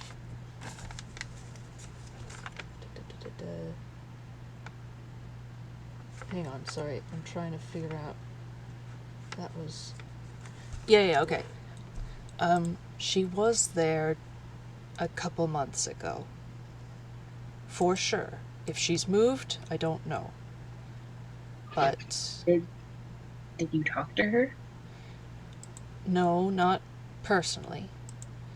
Okay. What happened was, Seeker, remember, had her book? Yes. Yes. Seeker sent her a letter asking about the book. And through some sort of, I don't, it wasn't a paper airplane, there's some sort of cat-based mail system as well. I'm sorry. No, wait. Explain that later. Go, please go on. Yes, equally implausibly able to get things places when they probably shouldn't. The point being, she evidently received it because we sort of had a lot of things happen after that, but we did receive a message of sorts back while we Like, were while we were in, I think it was the ethereal plane in the Ellipsis. we were interrupted by a flock of, was it crows or ravens? It was crows. It Of, was interdimensional crows. yep, by a flock of crows, which came in and trashed the Ellipsis, and Sammy. I'm sorry, this is not TFC I know. laughter. This is just. Yeah, I'm so sorry. yeah. I know. Sammy was able to speak with them a bit, and they confirmed that they were from Pete Moss and that they were something revenge, angry about me, angry about Seeker, something lies, I don't know. But I mean, I jettisoned them, and that was that. But I will that's say oatmeal. Over the last few months, you have the ellipsis has been occasionally harangued by the interdimensional crows. oh my gosh. You know, that makes sense because the professor has been jumping around a lot, and that includes the ethereal plane. So I imagine they're just there, and every time he comes to the ethereal plane, they're like, "There it is, get it!" I mean, partially, occasionally they do make appearances elsewhere just to keep you on your toes. Um, Man. But he just sort of shakes his head. He goes, "Well, more or less." At any rate, that we didn't have any further communications, and that's all that I know. But Seeker did seem to have some insight into the matter. Um, Seeker was. Let's see, what did Seeker say? Something about. Oh, that's right. See, it was delivered by a cat, yes? And the cat was able to communicate with Seeker. So the cat said, oh, what was his name? Benjamin the cat. Told Benjamin the cat. Benjamin the cat. Told Seeker what he observed, and that was some concerning things. He delivered the letter, and Pete Moss was there, and Pete Moss was shifting between different ages. No. They cover their beak with a wing and they look absolutely horrified. Mm-hmm. He just sort of lets that be for a bit. I don't know why she would be there. I don't know why she would. She would never attack Seeker. No, It's but they're well. Well, I wouldn't know that, but you would. she. She is loyal. She is loyal almost before she's anything. She. There is more that might explain it. Tell me. She was doing that, and let's see. Somebody. What was she doing?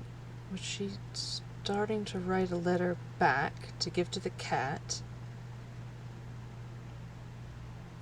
Yes. Something along those lines. Right. And then somebody came in, and the cat fled at that point.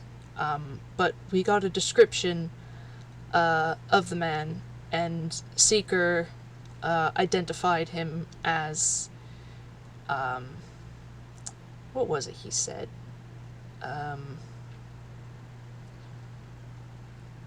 Her weird uncle? Um, their teacup shatters in their wings, and they very hastily put it down. And I think they like tuck their head underneath their wing for a second. Mm-hmm. The professor Uh, is just sort of like looking concerned, like, yeah, I know it's bad. Like, you probably know it's bad worse, but, like, yeah, sorry.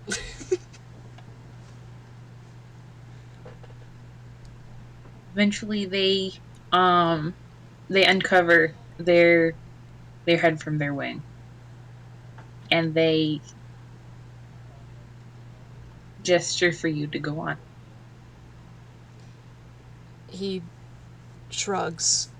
Um, Seeker said it was her creepy uncle, and I think he.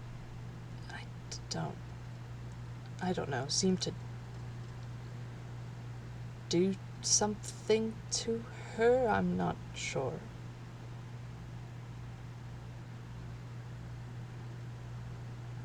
The cat left, so I don't really have anything more than that. That I think they take their pitchfork and they sort of balance it in their wings, and look down at it for a time. He made this. He did. I watched him.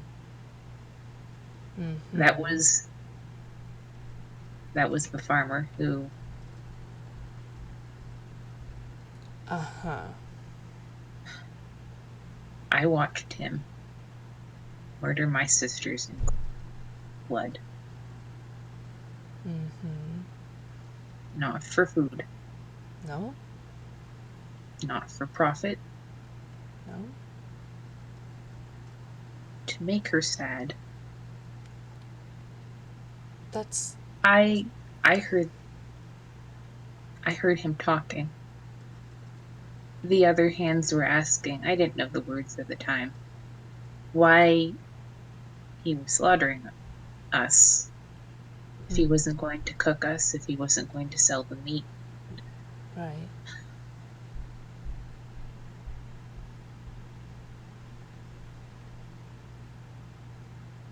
He had a prosthetic finger, the littlest finger. Hmm. Once they were gone, he took it off and looked at it. He didn't have a pinky finger. Oh. The... Oh. Oh.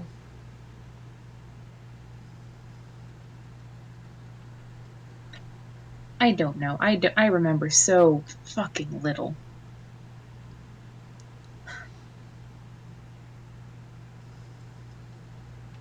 What... What oath did he break?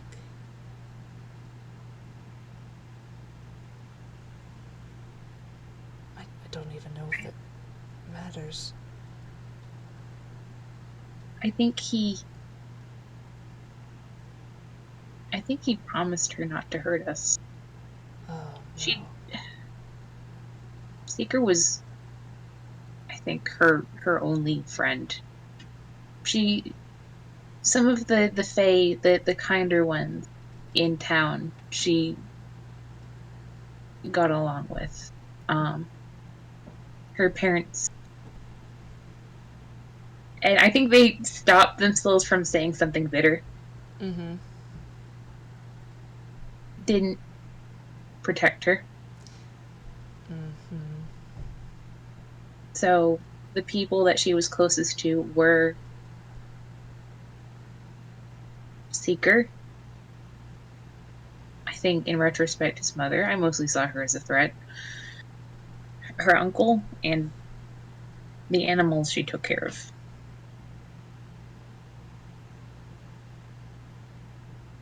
And she would come and sit with us, and we'd pile on top of her, let her pet us, let her cry into her feathers when she needed it. There was no way she was ever going to be able to eat us, to slaughter us. And he had no reason to go back on that promise. Except to hurt her. Except to hurt her. And now she's there. She's in that hell. Yes. That's With him. that time sickness is so many people died of that. I've She said as much. Back when I I was met her. and she's there. Alone except for her tormentor. Evidently.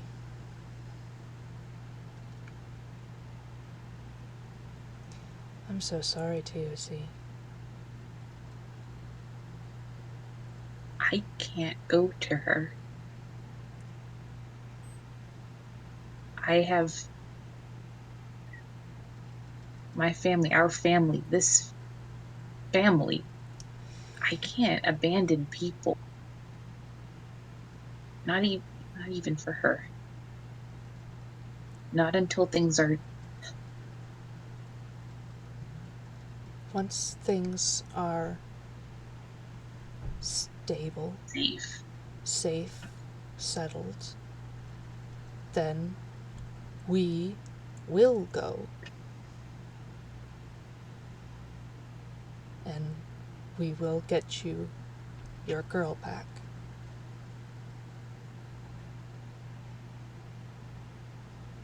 They sort of rub their wing the same way they were rubbing earlier, and they chuckle and they sign. I thought I knew what being torn in half felt like. I didn't.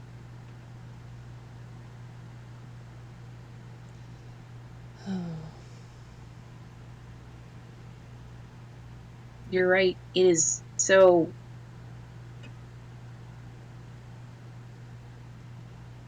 to let these stories play out, Yes.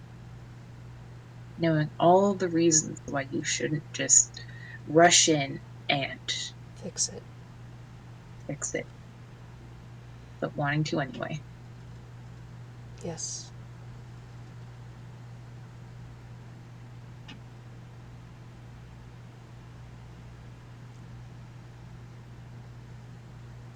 Thank you.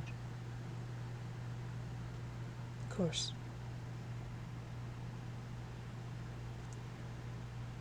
Can he, like, start to, like, lift TOC up into, like, a hug? Yeah, Yeah, he's gonna do that. I think they wriggle around until they can get a wing over his shoulder, and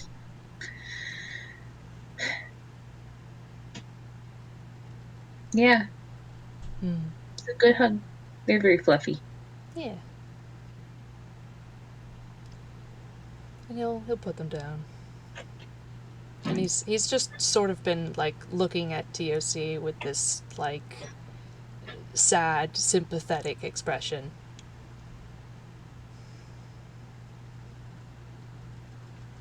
Because, yeah. I think that they sort of they're pulling themselves together. And they sort of look up and meet his eyes, like, yeah, yeah. Hmm. And I think they stop and they study him and they go, oh, that's your answer. Sorry? Why you're here on this rooftop. Because it's good to have someone who gets it. Yes. Yes, I suppose that must be it.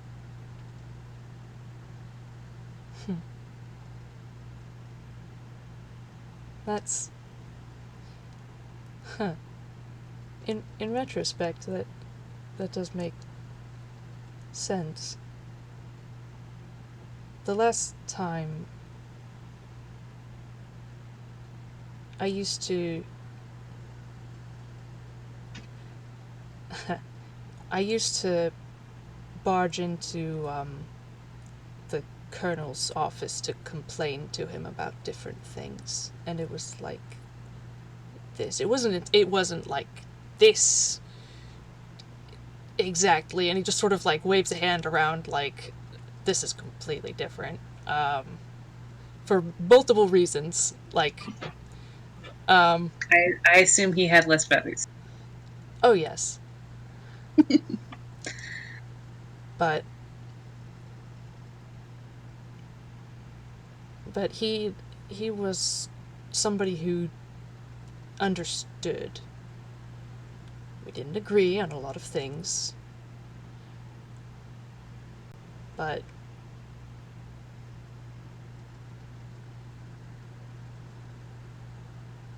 he got it.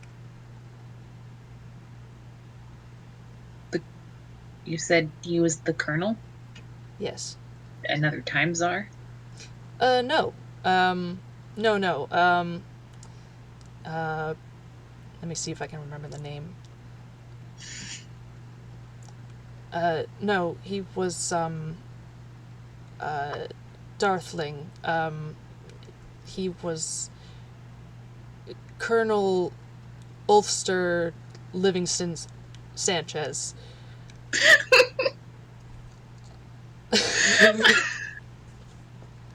I'm sorry, I'm just etymologically love that. Um, um, Ulster Livingston Sage. Okay. he was, he was the he was the leader of the sort of military outfit that I was helping on Darth for the past. He sort of like waves a hand, like like over and over. Uh, 100 some years for me, a few decades for them.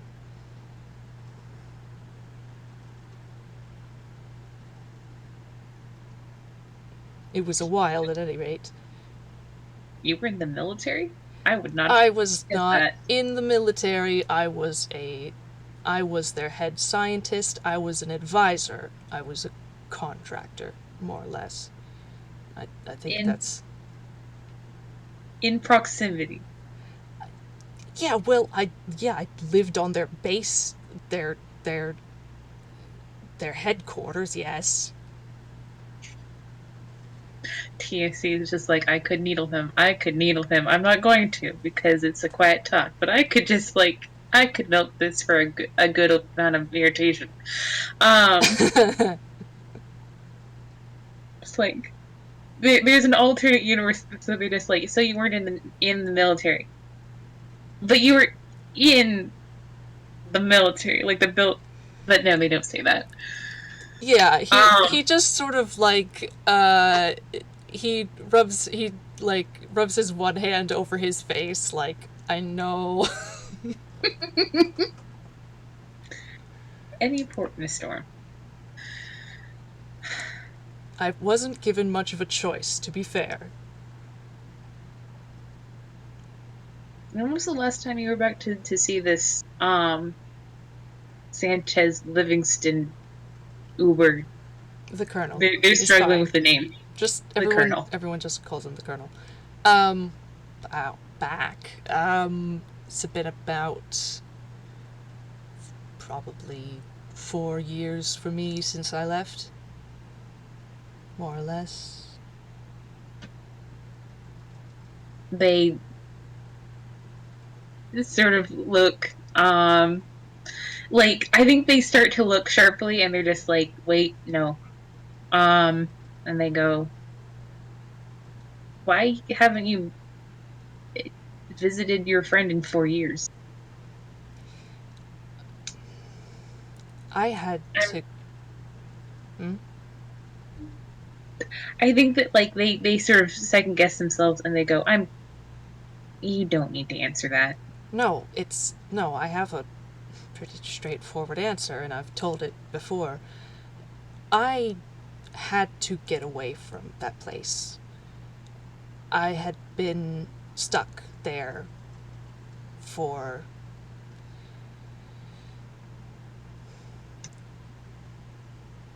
for 100 decades, like years. I said. Yes, 100 some years.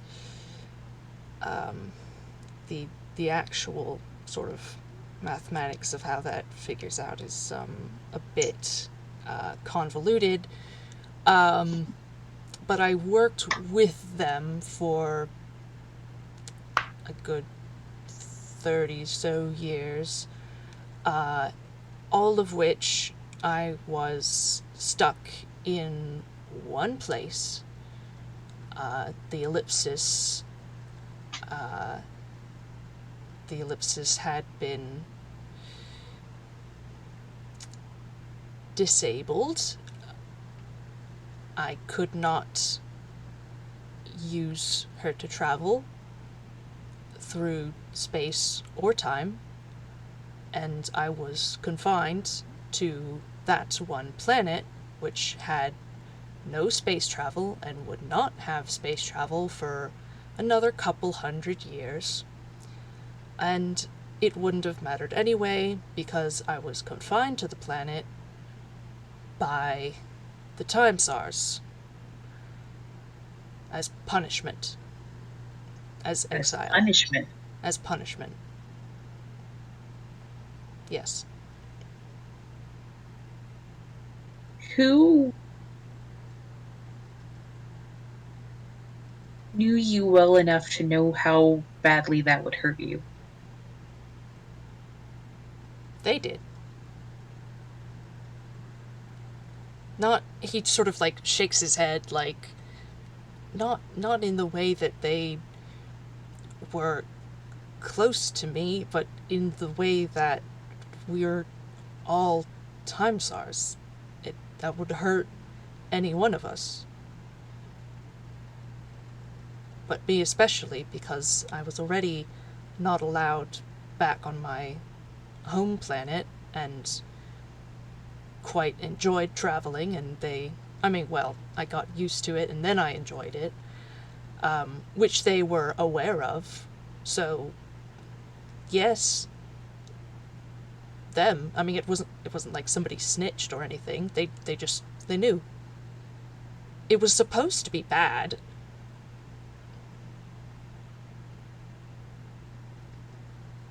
Mm. It was I think. supposed Go on. The alternative was to put me in the most secure prison in the known universe and keep me there for the rest of my days. Since time czars do not have the death penalty, that was not an option. So, since I didn't quite merit prison forever, they chose this instead. Well, fuck. He does a big shrug. I. Hmm. This is, again, to couch it in narrative terms, this is your story, and these are your antagonists. I. But if Yes. by some merry fluke I ever happen to be on your home planet, I am going to cause a lot of carnage. He looks conflicted about that.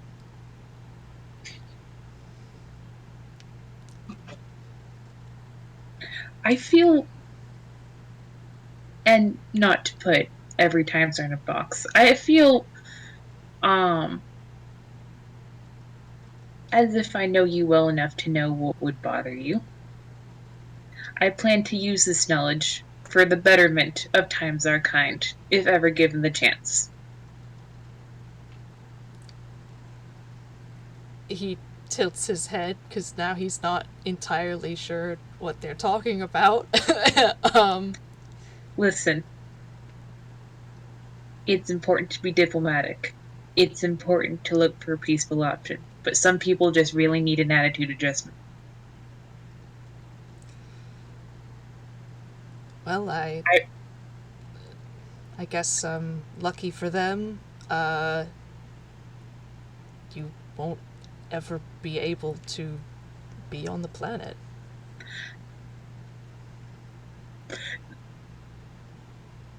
I think they go to they were going to turn away to check on a plant and they stop and they look at him. It's very matter of fact. Like, he believes this wholeheartedly. Okay. We've had the foreshadowing conversation before. We've had this conversation before, Professor. I don't know how else I can say this. There's no foreshadowing. He looks frustrated now. No, There, literally. You cannot. He, like. He's got both hands, in the air, shaking. How can I explain this to you? TNC is just the same. The same. Just I don't know how else I can say. You do not say, how else could it get worse? You do not say, at least everything's okay now. You do not foreshadow shit. Yeah. Professor, it is nighttime. If the plot is powerful enough to disrupt the diurnal cycle, why would you count any possibility out? He makes a very sour face and, from his sitting position, just lies back down and crosses his arms. TFC will sulk for a second.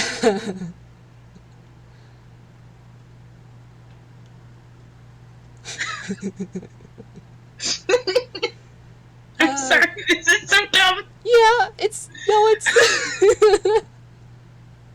Cranky old farts. Oh God.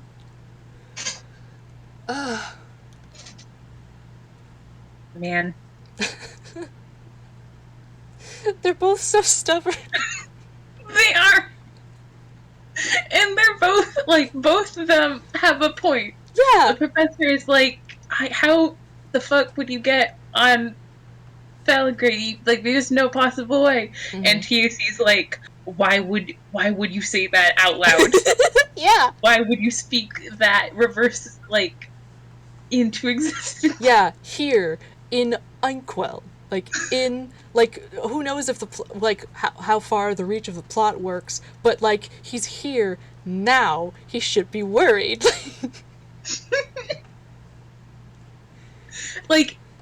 If he was just even a little bit more willing to just plan for it, it would be less likely to happen. Uh-huh.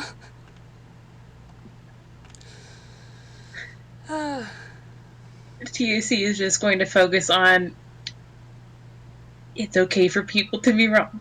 It's okay for people to be wrong. You do not have to correct everyone all of the time.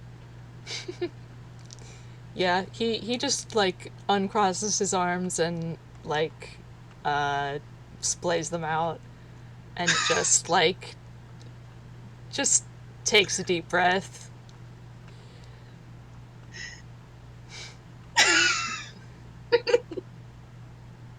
Man.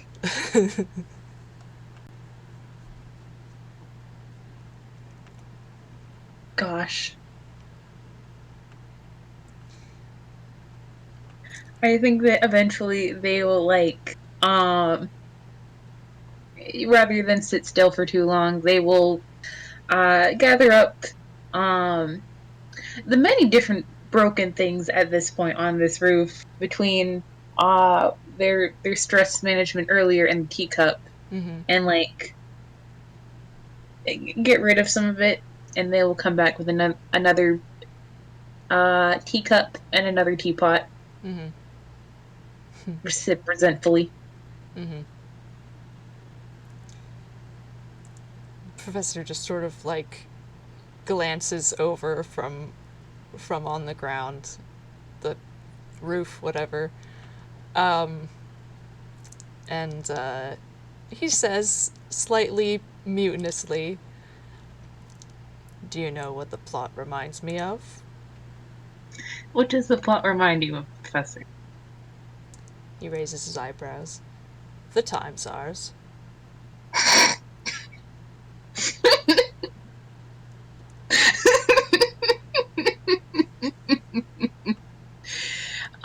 That's in character laughter.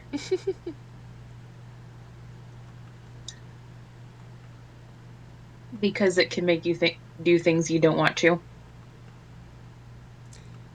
Yes. And he again looks kind of sour.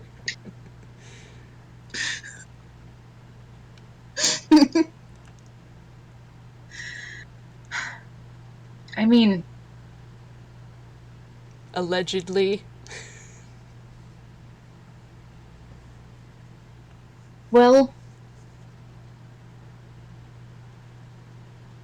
I take some small comfort in the fact that even gods seem to be governed by it, if only because misery loves company.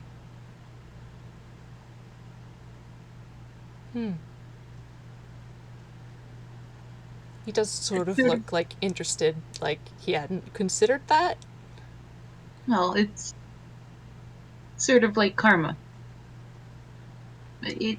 I don't know if it's real or not, but the laws of storytelling apply to everybody. Rich, poor, old, young, wise and foolish. Real kind and tune. Mm. At least if you're here. You see, that was your first mistake, What, coming here? leaving home.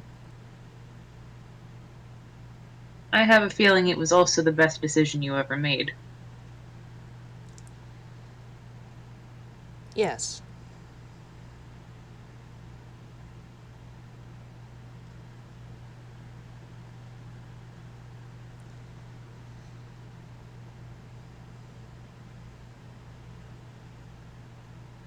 I think they start to say something, and like He was a bit thrown by that.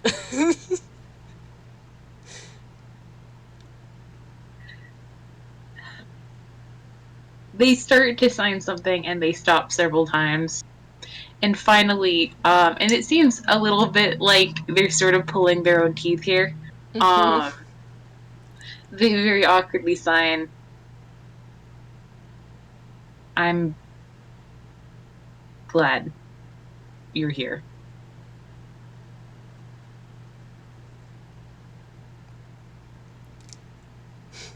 Good job on all that. Anyways, No, he they yeah. sip their tea. He smiles and looks over at TOC, and he says, "I'm glad I'm here too. And I'm glad you're here with me. Tonight, even though it should be afternoon." Mm. I think they come over and they sort of like hop up on your shoulder and like, yeah, they just lean. And hmm. Do you, are we gonna... Is this where we...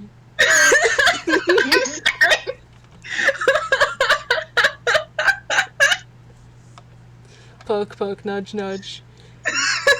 I'm sorry, your tone of voice got me with that.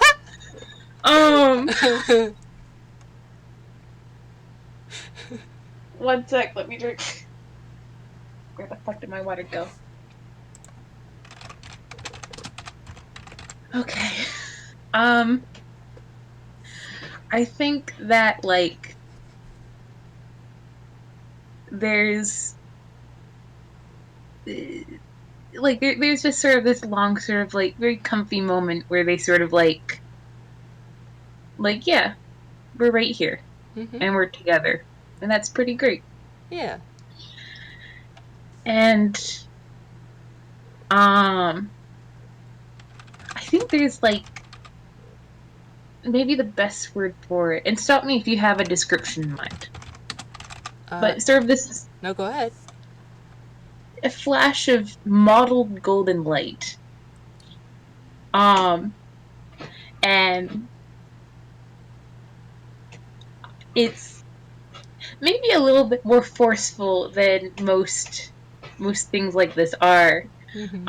And like they get sort of jolted by it. And when they sort of catch themselves on uh, their ankles, their elbows. Yes, you know, your arm angles. Um, Uh-huh.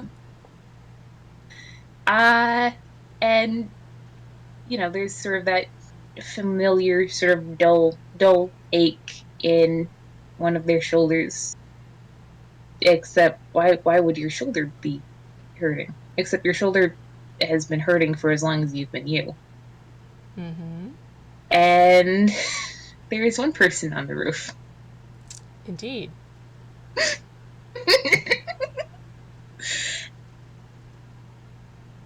um, Do you... May I describe this person?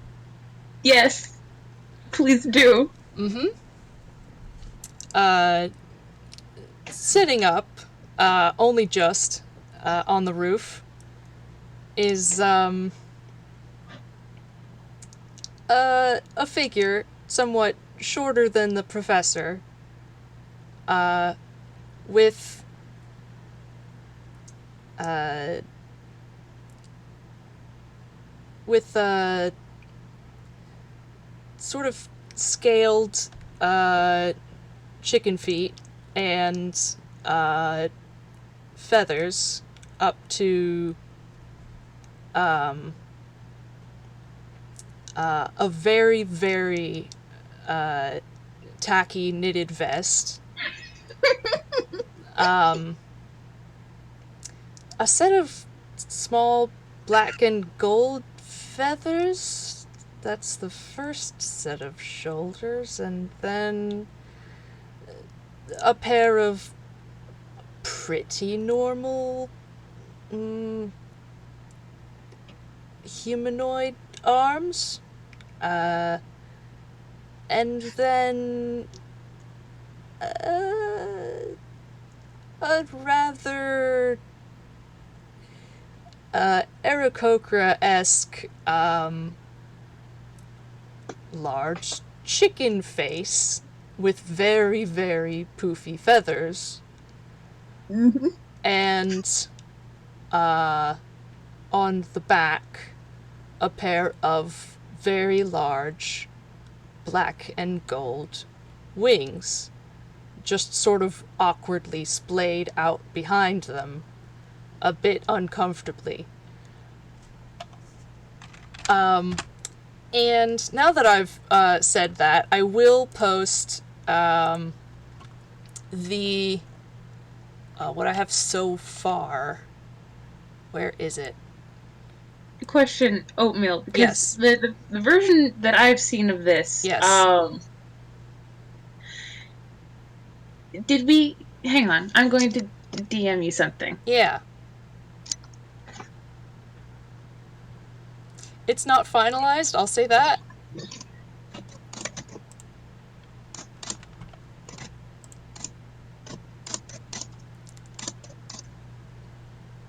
Dee-doo, dee-doo.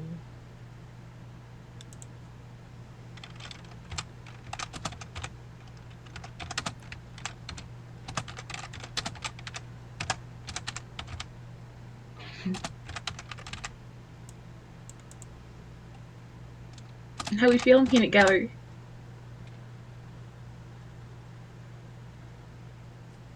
Mm-hmm. I think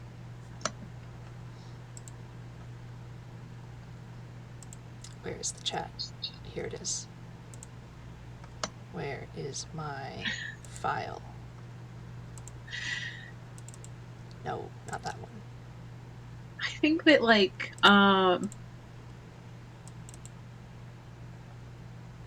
Okay, that's not where I thought it was. Give me a second. I pat you. Uh-huh. In the meanwhile, uh if you'll allow me, I think that they like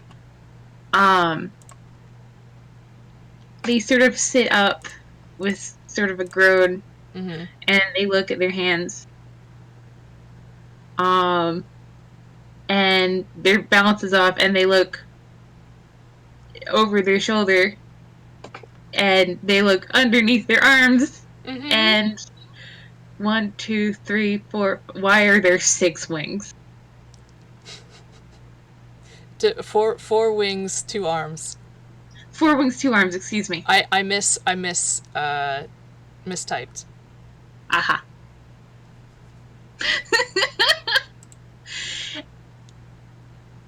And I'm how trying. did Okay, alright. I have 2 things. I have 2 images. I have yet to combine them. One of them is the very basic, what the body looked like. Yes. The other one, which I will load up, is the rough outfit, which I have not colored because I'm not very good at coloring things, and also I didn't have time. Where is it? Da da da da da. take your time? Alright, I very nearly got it. Yep. They do indeed have a pair of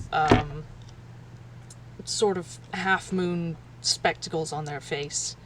Let's see.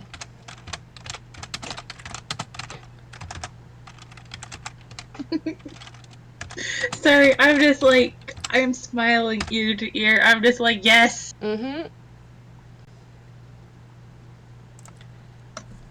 Yep, they are this monstrosity.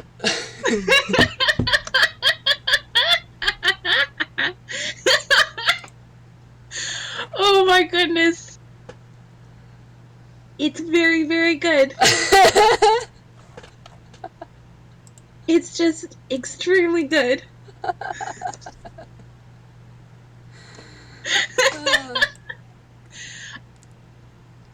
And I think we probably want to just have like one very quick reaction Mm-hmm. before we end it.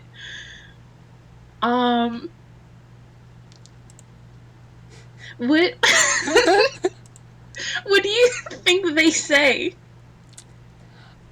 I think they say this.